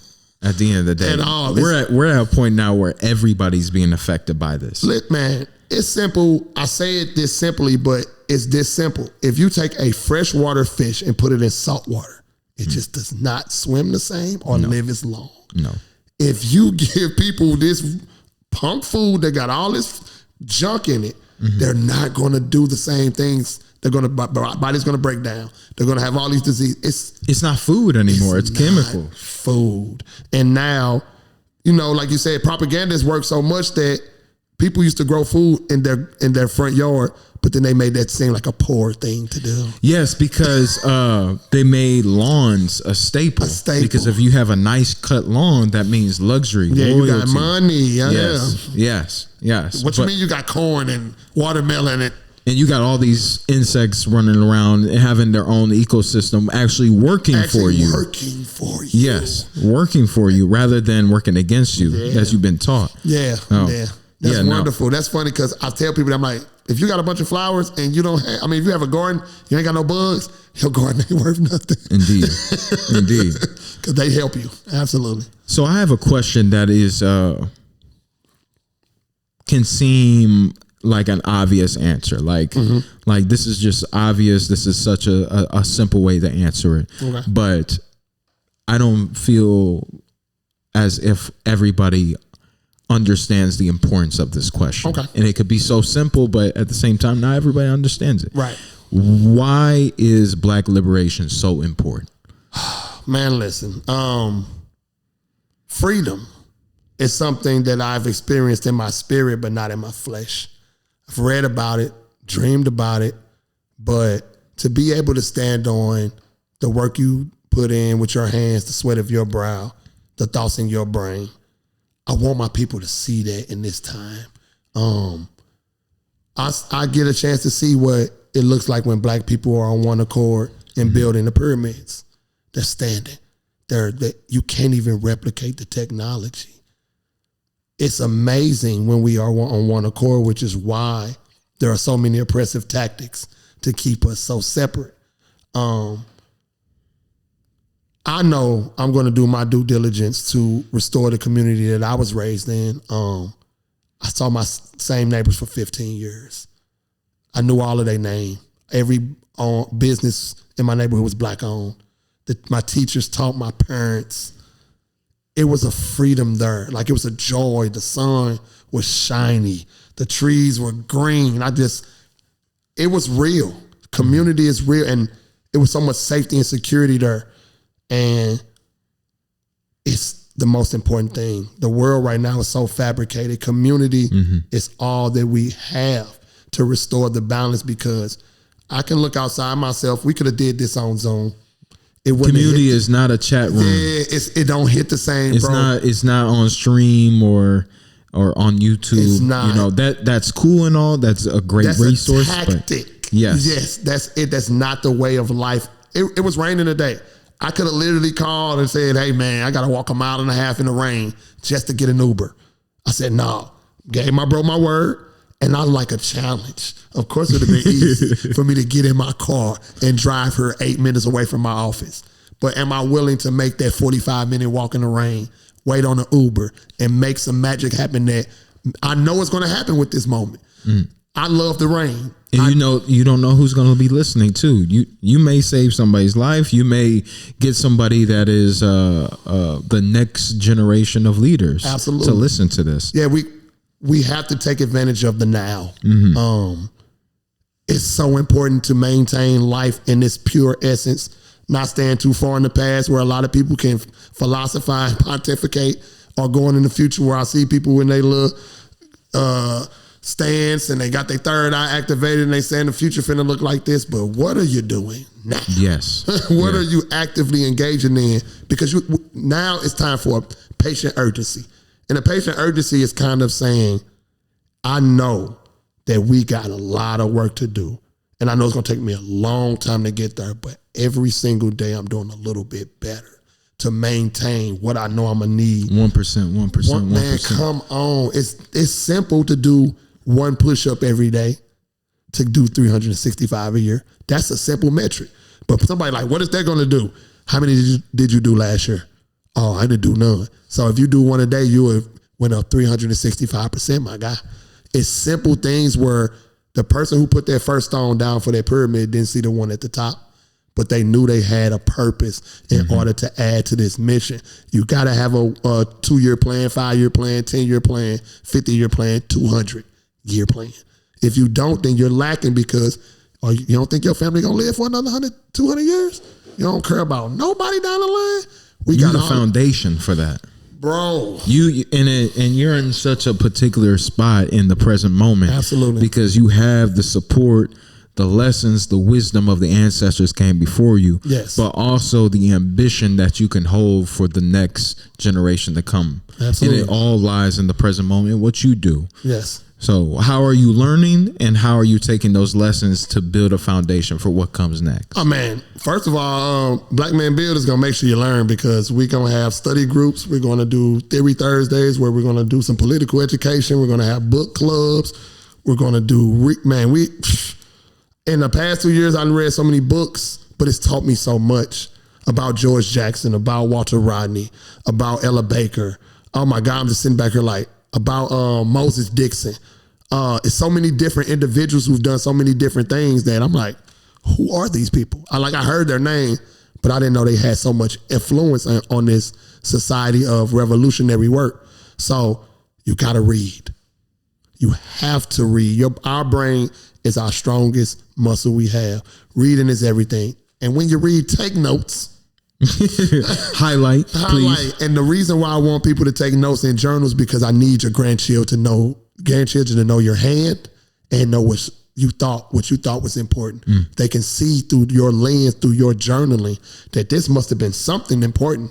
You got to have the family heirlooms. Like I wear this chain in spaces because I need my great grandkids, the one that come out looking like me. And my family had this poster with this chain. They say, oh yeah, this belongs to you. So what are those? So this is a copper chain. This is a jasper, I believe, jade, and obsidian. Beautiful. Yeah, Earth Angel, beautiful. Correct me if I'm wrong. Earth Angel made the charm. And Earth Angel? Yeah, she's tough Earth Angel at what she does. She's thorough. And my bro Divine made the necklace. But I keep Africa on me. Kwame Nkrumah said it the best. I'm not African because I was born in Africa. I'm African because Africa was born in me. And I believe that, man. I've been having dreams about Africa since I was 3 years old. And my family used to make fun of me. So when y'all see this, but no, they used to make fun of me because I used to say I was in the jungle running with lions and tigers. I've been yelling about this and it's been innate in me. And I'm not going to let it die. You know what I mean? The African booty scratcher dynamic, it never landed on me. Like you looking bad because you're dark skinned was never landed on me. I just love my people, bro.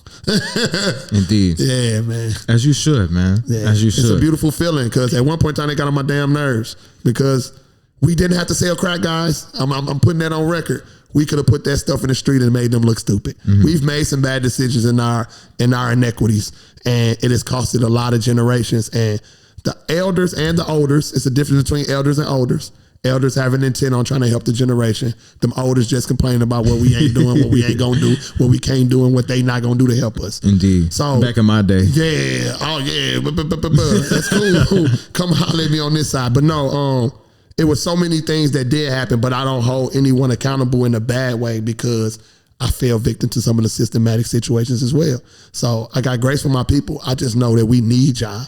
Y'all got the elders that are older than me are passing away. You guys are libraries of knowledge. I need y'all to write it down in books. I need y'all to do some of these podcasts, get y'all energy out because it's that important, because you guys seen things we didn't see and we need to archive it. It's that important to our history to hear from our elders. Yes, sir. Indeed. Political question. Yes. And I've never been to a political a round table that you guys had. I would love to make my way there this Monday, correct?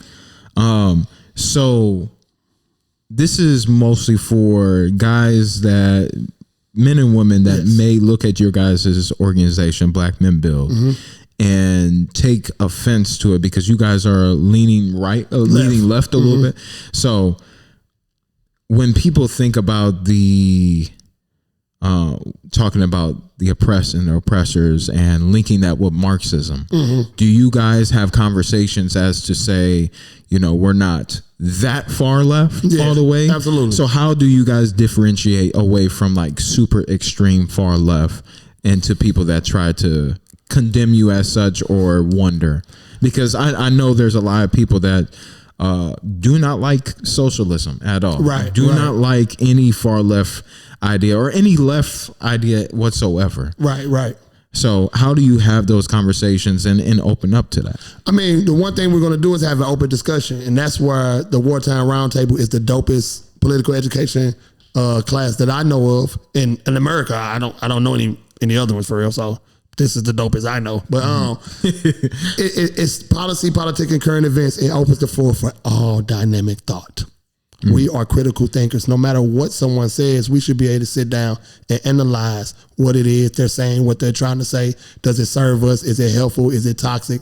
And be able to break that off. And even if it's parts of it that does help us, we should be able to use the tools and those skill sets, because all of us have learned from someone who ideals we don't fully believe in. We've studied a lot of people who have done a lot of crazy things, from celebrities to philosophers to everyone. We don't agree with everyone's beliefs, but we can learn from every single person. And that's what the Wartime Roundtable is, an equal forum for people to come. We give people a moment to do the elevator pitch. You can get up here and speak about whatever you want to talk about. And that can stir the conversation up in whatever direction it goes. And we don't do any shaming or blaming. We're not going to accept some foolishness. That's what we're not going to do. But we're going to be open to conversation, because critical thought, when you sit in the room and your head is, and now you sitting up and you ready to talk, that's the conversations we need to have. Indeed. I don't want to sit in the room where I'm lecturing you and you just, hey man, brother. Yeah. I don't need to be around people that only agree with me. No, I need people who look at the world totally different from me so I can learn more. It is beauty in adverse thought. There's beauty there, because it's some people that I jam with who think totally different. I'll look at this situation and say, this is what we're doing. They'll say, Adrian, but what about this? I wasn't even looking at it. I wasn't even looking at it that way. Thank you. And they'll be wrong. And even if they're wrong, I can say, I can see why they said that. I learned how to separate my emotions from people's words. Everyone's going to feel something. Yes. I don't have to feel something about how you feel, though. That's a choice I get to make. If you're upset about something, I don't have to be upset with you. Yes, sir. If you're passionate, I don't just have to all of a sudden say, hoorah. I'll sit in there and be like, I'll think on that and come back and talk to you for 3 days. Yes, 3 days. That's cool with me. If you hit me with some knowledge, I like listening to understand, not to combat your words, because I'm not trying to change your mind. If I do by a good conversation, I'm good with that. But if you say, I'm standing on this, oh, no, you're not. That to me is foolishness. Yeah. And we don't have it at the Wartime Roundtable. My brother Siraj just kicked this thing off, I think a few years ago. It's been amazing, man. Some of the conversations we've started honoring the elders. Barbara Lancaster, we're going to do Miss Bailey next month for Women History Month. Just giving some of the elders who do things and are staple in the communities a platform to talk about what they do. Barbara Lancaster has his own bookstore, Progressive Emporium. We need to buy books from Progressive Emporium, guys. Please. Don't go to Amazon. It's on Sarah and I forget the street. Look it up. If you got a phone, you got Google. Progressive Emporium. We'll put the link in the bio, yes, too. Black-owned bookstore. Go there. Don't go to Amazon. Go to him, Baba, and say, hey, you got this book? He'll say, no, but I'll get it for you. Spend money with our people. So yeah, no, we highlight our elders. We do political education. And we just open the floor up for anybody who wants to say, hey, it's a pothole on my street. How can we get it fixed? Or, hey, my alderman ain't doing ABC. What can I do? Whatever type of conversation that people could come to, we'll talk about it. Yes, sir. Yes, sir. So when you speak about anything in Black Men Build or the Freedom Community Center, dealing with therapy, dealing with political discussions, at the end of the day, Black liberation, how do you have those conversations towards non-Black groups? That is a good conversation. Allies are welcome. There are people who see our struggle, feel our struggle, and want to help, and we don't shun anyone away. Everyone has a role in the fight for liberation. There are certain spaces where our healing circle, we want that to be all Black men. It's not against anyone. It's not in opposition to anyone. But we need a safe space to be able to be ourselves, to be able to unload. But our Wartime Roundtable is open to all ages, all genders, all people. We need conversations from all walks of life. All the organizations we partner with, FCC, Action St. Louis, all these places have multi-ethnicities, gender, races, all religions. We're open to working with anyone. We're not in opposition. Long as you are for the fight for liberation, we can make something happen, because we got to honor everyone in the life that they walk in, which is why our mantra is come as you are, grow as you go. We could not have that mantra and be looking at someone like, We got to allow people to come into the space. If the vision and the energy doesn't align, that's what'll separate us, but not some line that you're drawing based off of your color of your skin or your gender. And that's the beauty of it. When I go back to the question of why Black liberation is important, the number one thing I think about is the truth behind, if it's happening to this certain group, who's to say that the people that are in quote unquote power won't do the same to you? Absolutely. Man, people who turn a blind eye, eventually it's going to be right in front of your face. And guess what? You're not going to be able to see it. You turn a blind eye. I'm not telling anyone to dive into something they're not ready for or prepared for. That is not what we're looking for. We're not looking for the on-couch revolutionaries that get mobilized based off of emotion and just want to come splash for a sight. If you get activated and want to help in some things, that's fine. But please step in and know that this fight of revolution is a forever fight. It is no days off. Even if today we were able to come up with a plan for liberation and it was able to get signed right now, guess what, guys? We're going to have to protect it. Yeah, if we fight to regain it and we fight to maintain it. Yes, it's going to be a fight. Preserve it. Yes, it's going to be a fight on either side of the equation, because some people don't think how we think. Yeah, you don't just come into this life and say, "Oh, I'm good." No, you have to maintain this life. You have to go into the gym. You got to eat right. You got to make sure that you're reading. You got to make sure that you're consuming the right things. Yes, sir. Yes, sir. It's light if you make it light. Life is easier than we make it. I'm not going to be able to read this 500-page book in 10 minutes. Yeah. But if I keep doing 10 minutes every morning, this 500-page book is going to get done. That's 10 minutes in the morning. I'll sit in the bed and play Candy Crush or something for 10 minutes. But then when it comes down to read a book, I'm like, we got to stop that. Habits. Build habits. Do it slowly. Do not beat yourself up. If you cannot pick up 50 pounds, be patient with yourself, man. Yeah, if you can't pick up 5 pounds, I promise you I'm not going to ask you to pick up 50. Let's go down to 2.5 right now. I ain't finna pick 2.5. I'm a grown man. You got to start somewhere. You got to start where you are. But that guy over there, he's lifting 200. He's been here for a while. Sorry, he's been working. You're just starting to work. Build and come as you are, grow as you go. That's our mantra. Yes, sir. Yes, sir. Yes, sir. So what's an issue that we find in Black spaces and Black communities that isn't being talked about, that it kind of gets swept under the rug? I believe it's talked about and swept under the rug. We're doing better with silos in the community organizations. Silos? Yeah, silos. So community organizations will work within themselves, or they will build with people who they know inside of another organization. But there are so many organizations who can partner together and get so much of an impact together. And St. Louis has been doing that. Collaboration. Yeah, so much collaboration. Yes, collaboration used to be an issue. And I want to highlight that it hasn't been, because that tornado ripped away all of the walls that could have ever stood between anyone. And if you're still choosing to stand in that line between, that's your choice. But our people need us. And the issue, I can't even focus on them. I don't see any right now because it's so many solutions. You got We Power, Action St. Louis, Art City Defenders, For the Culture, STL, so many spots that are, so many organizations that are doing so many amazing things around this city based off of this tornado work. And I want to highlight that because they're getting awards. That's wonderful. I want them to continue to get it. And I also want the people who don't know the awards they're getting to hear and go look up the awards they're getting and give them some props.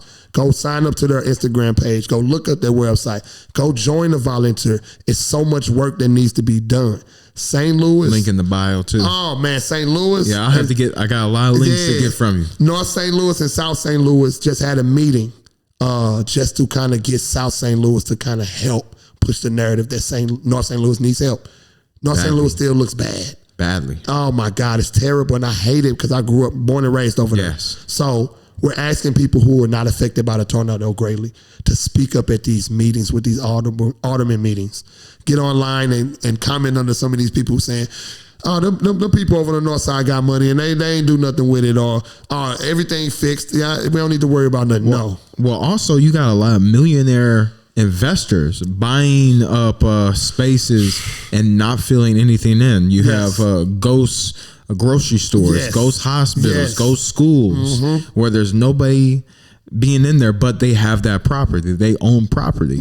And I feel as if the tornado is going to give a lot of these investors, or even more investors, to come in and start buying up this property to the point where they own a lot of these vacant lots, the point where they move in and they say it's time to reform this and let's put a Starbucks here. Let's move these people out, because if you continue to move these people out, where are we going to go? And get away from these historical bricks that's down on the north side, man. My grandfather, his house was across the street from my other cousin's grandfather's house. So my aunt and my cousin's dad had a baby. So my cousin just luckily had his grandparents to stay across the street. Right across the street from my grandfather's house, the house right diagonal is owned by a man from Switzerland. And it doesn't even make sense because the house is falling in on someone else's house. We're trying to find out who it is because we used to know who owned it. So we got to call around. The guy from Switzerland owns a house on 4900 San Francisco and Euclid. What are you doing? Oh, and not even taking care of it. No, because they know it's prime territory. Penrose neighborhood is about 12 minutes from the airport and about 5 minutes from downtown. That's prime real estate in any city. And it's 70 is blocks away from that neighborhood. That's prime real estate. We don't know that because we're not looking at it from a grander scheme. We're just inhabiting places. The intent that our elders had for buying homes, we lost. Yes. We lost it. It was a staple to own something. And inflation just makes it so much worse. Yeah.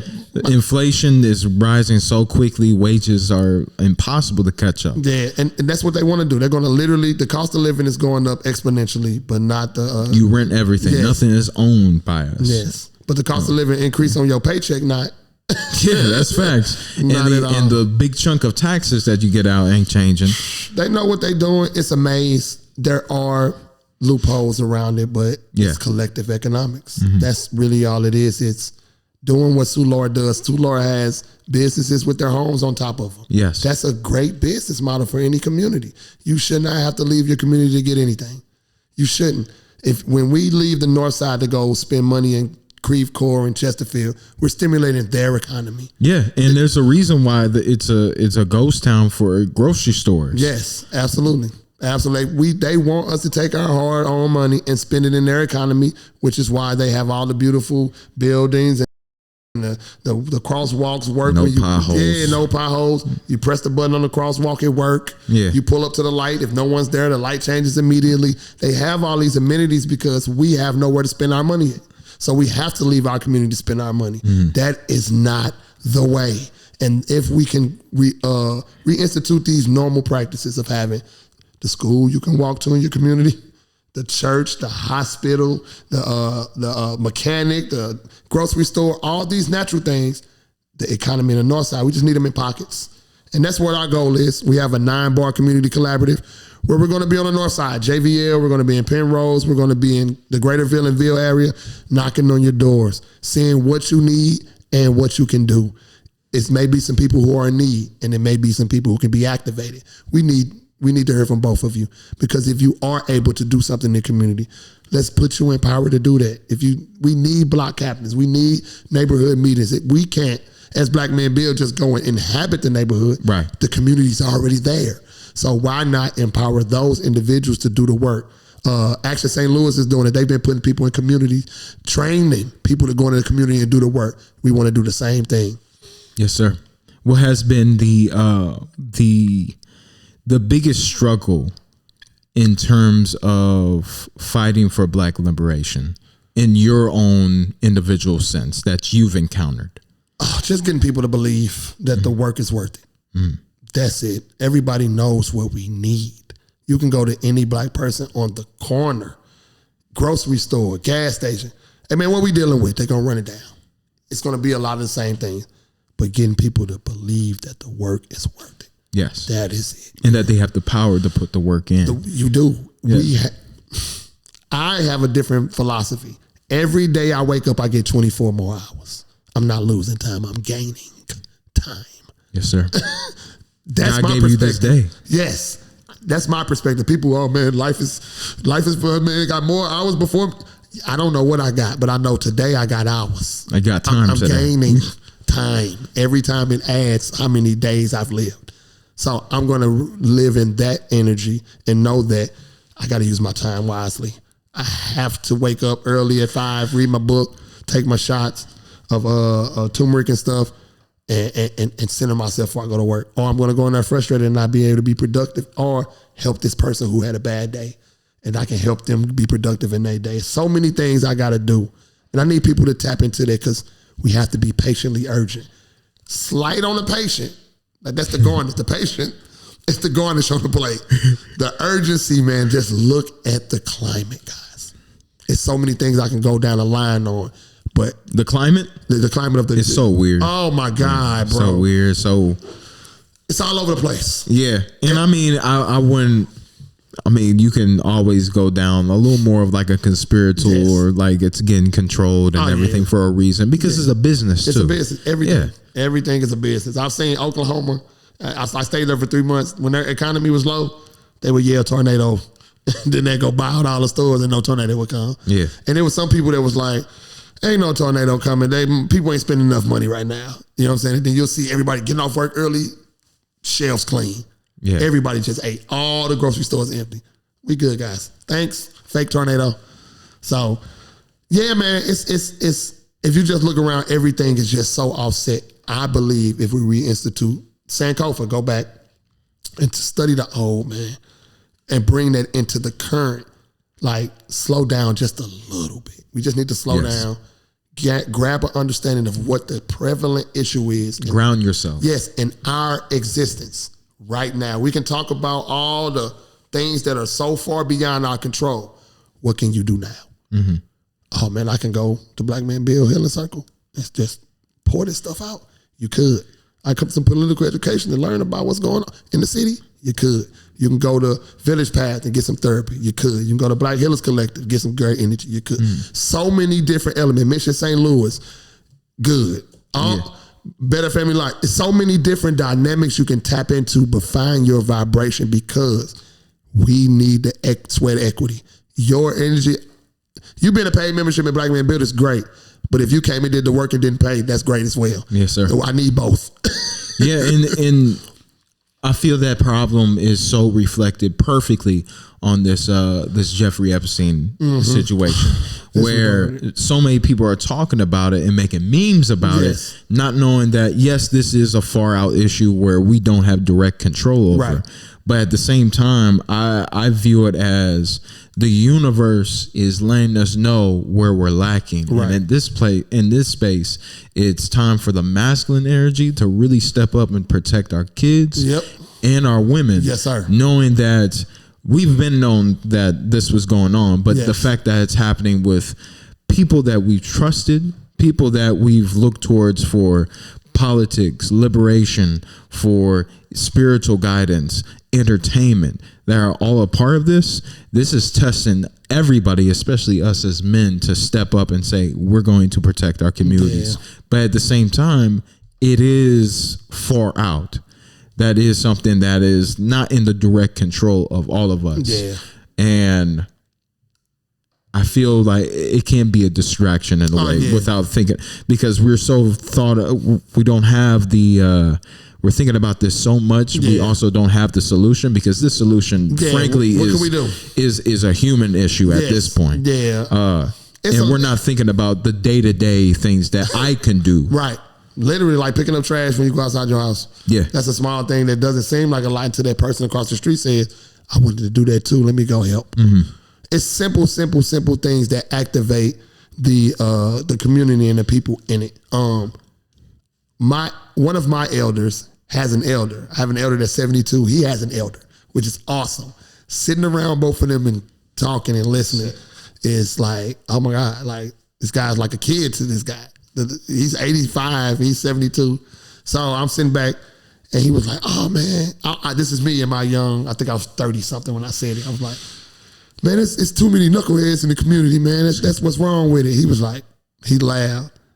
And he said, it's always been knuckleheads in the community. It's always been a lot of them. Mm-hmm. He said, it also used to be doctors in the community and architects in the community and people who built airplanes in the community, He said it was people of note in the community too. He said that's what went wrong.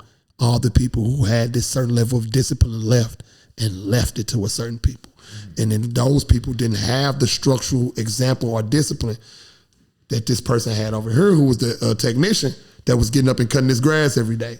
That made you feel like you need to get up and cut your grass. Yes, sir. You know what I'm saying? Or picking up trash off your lawn when he walked by. You coming outside, you like, oh man, somebody dropped something on your grass. Just to show you in action, in real time, what it's supposed to be like. Now you have a lot of people that's reserved, don't come out the house. For whatever reason, it's a lot of misdiagnosed or undiagnosed people who cannot deal in communal situations. And me telling you to go outside and shake your neighbor's hand and it gives you anxiety would be disrespectful to what you're going through. Yes, sir. So it's so many dynamics that the ecosystem of the community used to just take care of itself. Now, when you remove certain things out, the black-owned businesses, the hospitals, the grocery stores, you go into these stores, you don't see somebody who look like you in the store. Yeah. You're losing your identity in so many different forms. You go on TV and when you see yourself in not a pleasing light. Or the shows you watch is what you see outside, which is just reiterating what it is. So when you go outside, you fall back into it. When you go in the house, you fall back into it. It's a sick cycle that we found ourselves in that has perpetuated us to just be at a stalemate within community living. There are successful individuals on the planet that are black. Yes. Communally, we don't have some thriving joints where I can just go sit in a black community. We don't have an Apple. We don't have a Google. We don't have all of those things. Absolutely. We do. The enterprise situation has failed short. I call St. Louis the world of warehouses because if you drive around St. Louis City, there's so many closed, small little warehouses. Yes. There used to be where a man or woman could walk to their house, make a great wage. And the tornado only thickened that. Tore it down. But even before the tornado, they was abandoned because once the white people left for the white flight from the north side to North County, they took the enterprise with them. Think about all the industrial parks that's in North County now. Yes. Think about all the abandoned warehouses that's on the north side now. This dynamic happened way before I was born. Rusting up, just breaking down. Falling, and they were straight enterprise. These were great jobs that people had on the north side. I want to buy one and start a tissue paper company. Everybody got to wipe their butt. I'm trying to create an enterprise. Right. I'm seriously buying the tissue paper machines, going in there and creating a whole enterprise of something we all have to use that could start funding the community, you see. Indeed. You know what I'm saying? Lowering the rent of everybody. No matter who it is, we all need this. We need particular this situation. thing. So now I put it in the community the profits start to benefit the community. Yes, sir. The people get paid, the profits benefit the community and keep the thing going. And we all got to use this resource anyway. Yeah, and these spaces are being put to use instead of kids waking up, going into the communities and seeing these abandoned buildings. And not having any, it's a reflection of no value. No value. Yeah, absolutely. Oh my gosh. Man, like I said, you put a lion in the zoo. If a lion's born in the zoo, he just doesn't have the same hunger as the lion born in the jungle. Yes. He doesn't. And if you switch them, if the one that was born in the jungle, you go throw him in the zoo randomly, and the one that was born, one gonna thrive and one gonna suffer. Yes. Because of the conditions. And like you said, if I go outside, I remember 1994 desegregation program, Rockwood Valley, leaving the neighborhood and driving out to Rockwood, seeing horses. Blew my brain. At every house, I'm driving to school, I'm just seeing the little wooden gay horses. I'm like, bro, I see straight dogs where I'm from. Yeah. In packs. Y'all got horses? I couldn't fathom it. That's how I felt in Puerto Rico. Like, you have a car, then you have a horse. They're like, yeah, you can get a good one for like $500. You can get a legit one for $1,000. And I'm like, total culture shock. And obviously I'm in Puerto Rico, completely different, but still it's like we need to go through those experiences of having our culture shocked and expanding and broadening our perspective to say, oh, this is possible. And what if I can take this element and bring it back home and expand the minds of other people? Yeah. I mean, just school kids don't learn the same way. No, especially now. Yeah. Because you're more on TikTok than you are in the book. And then every kid's not into the same thing. Yes. If you have farms in your community, it's going to be some kids that gravitate to the farm. Not everybody can follow that template. The same template year in and year out. The basketball court, the baseball diamond, you know what I'm saying? You sitting playing, some kids want to play in the dirt. And that kid that used to dig up your yard, he need to be sitting on a farm somewhere at 3-4 years old. And that brings up another problem is the black stereotypes, taking black children and putting them into these stereotypes. If you're not a rapper, then you're an athlete. If you're not an athlete, then you're on the street. Yeah. It's bad. I mean, there are a lot of programs that have accelerated the exposure for a lot of kids. I thank them for that. But there are still the stigmas where you just fall into that little rut. Mm-hmm. And it's just environmental and it comes from the home. My mantra to my kid is only way to change the world is by being yourself. If she was in this room and I said, how you gonna change the world? She'll be like, by being myself. I need you to know that. I've been saying that since I was holding her in there because you're the only one that you are. Like, it's no other you. Yes. I need you to be able to walk in that. She dances. I would have loved for her to play basketball. That'd have been dope. When she was 3 years old, we used to say, do the one leg, and she would kick her leg. I'm like, she's a damn dancer. You know what I'm saying? Like, and she's been in dance since. Like, she just won a national championship in Vegas last summer. Congratulations. You know what I'm saying? Like, and I'm sitting there like, and it was her last. I couldn't do that. And then seeing her, when they picked her to get the trophy. And she went and got the trophy, went back with her team. And then they was like, let's take a group picture. And my daughter went and set the trophy in front of the team. That's it. She didn't want to be in the middle, and that's just genuinely who she is. She's always that. And I wanted her to be that, but I couldn't have stopped it if I tried. Yes, sir. Yes, sir. Pivot just a little bit. Sure. While we get into the final lap. So are you still doing music? So how do you reflect what you learn in Black liberation into your music? Because I know you do your best to be conscious when making music and as intentional as possible, which we should, because hip hop in general is, I don't want to say it's losing its consciousness, because hip hop is always going to thrive. It's always going to be around. Yeah. But in the mainstream level, especially when you take somebody that doesn't know a lot about hip hop, when they think about hip hop, they have a certain image that comes to mind, especially in this day and age. How are you using the tool and the greatness of hip hop to provide a certain message? And that message being Black liberation, finding yourself, being yourself. That's all my music is about, guys. Sorry. If you don't like it, don't listen. I'm literally, oh my God. Music has so much power. I remember I was 19 years old. Just stopped selling drugs. Working at Lee's on Skinker, right on Skinker and Daremore. Shout out to y'all. I quit after quick.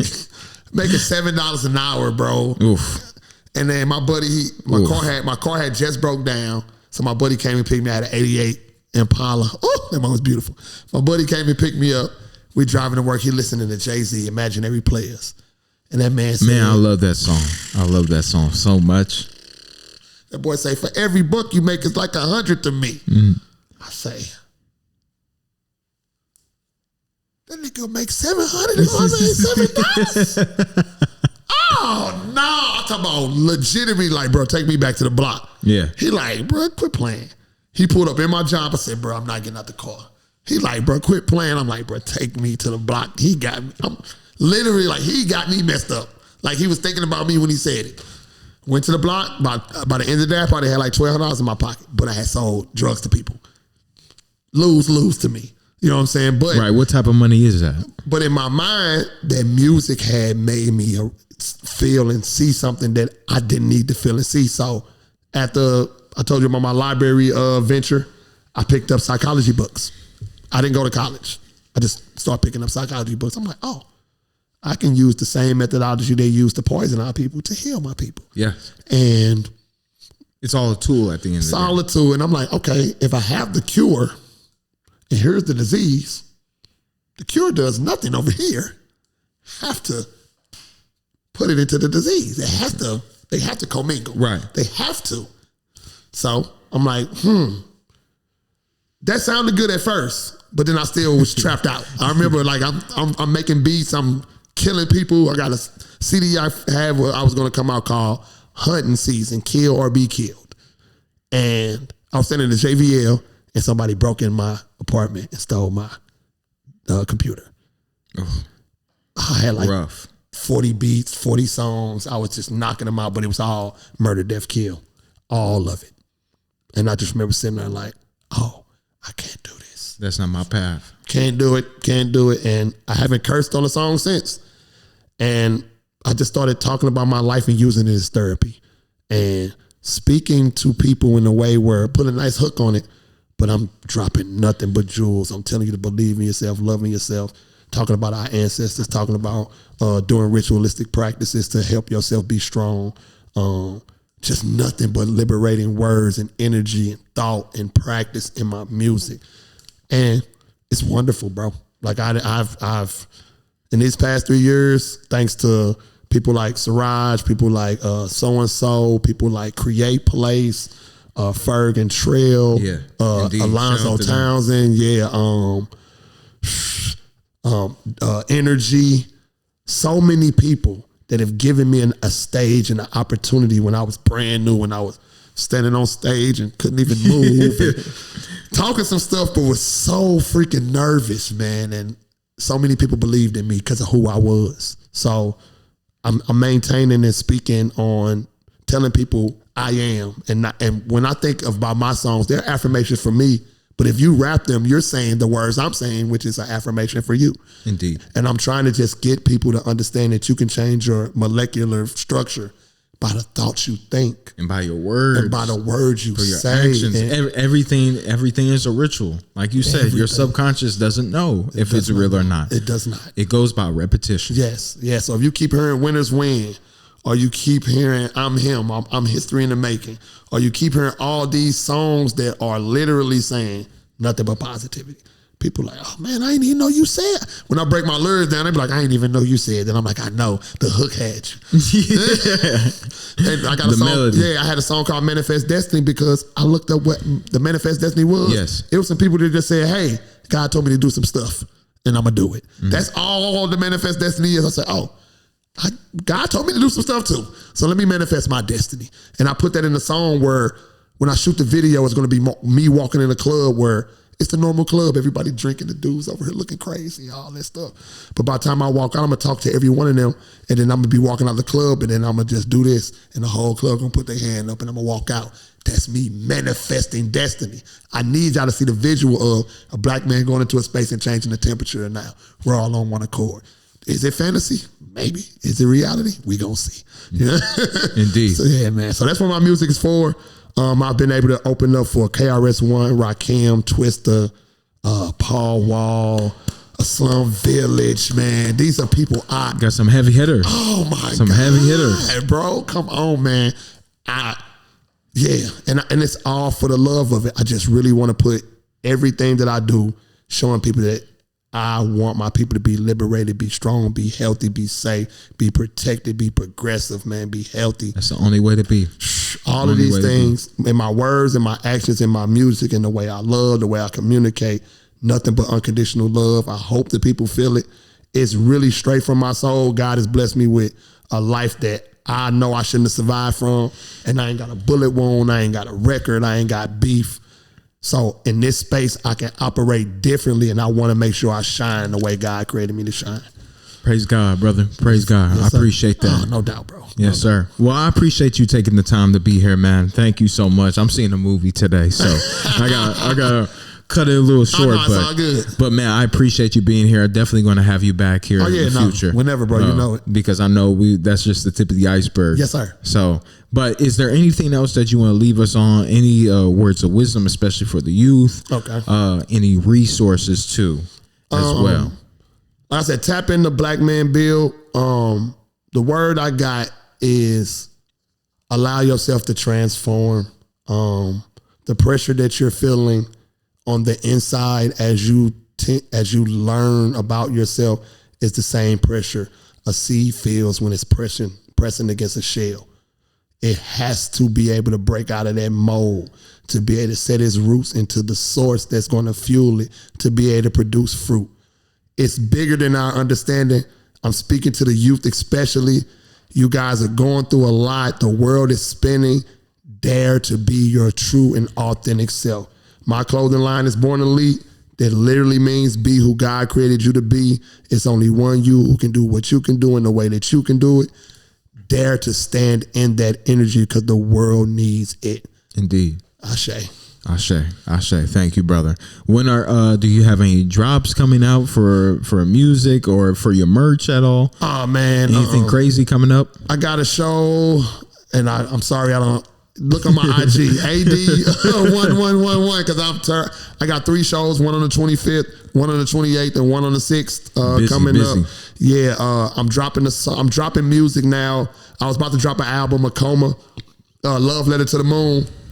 It's a love album, but I'm not in my lover boy energy. So I was like, I don't even want to just drop the song. Yeah, I don't want to drop the songs. I want to really embody that energy and maybe even have a partner so I can dive into that space and share that energy. But summer 84 is coming. That is in full effect. That will be here in June. Yes, sir. Summer of 84. Go look up the book. It's a horror story, but this is finna be nothing but love, light, peace. We finna kick it all summer with this music I'm about to drop, man. Indeed.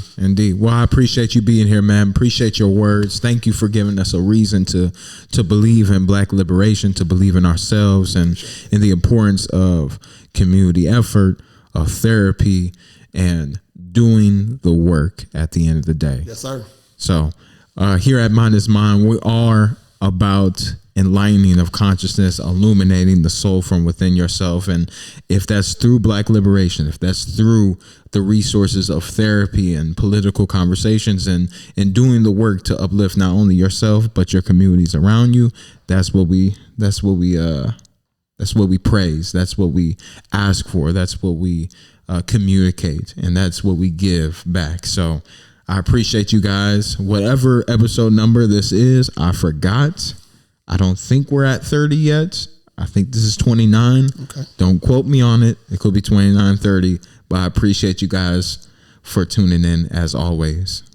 We out.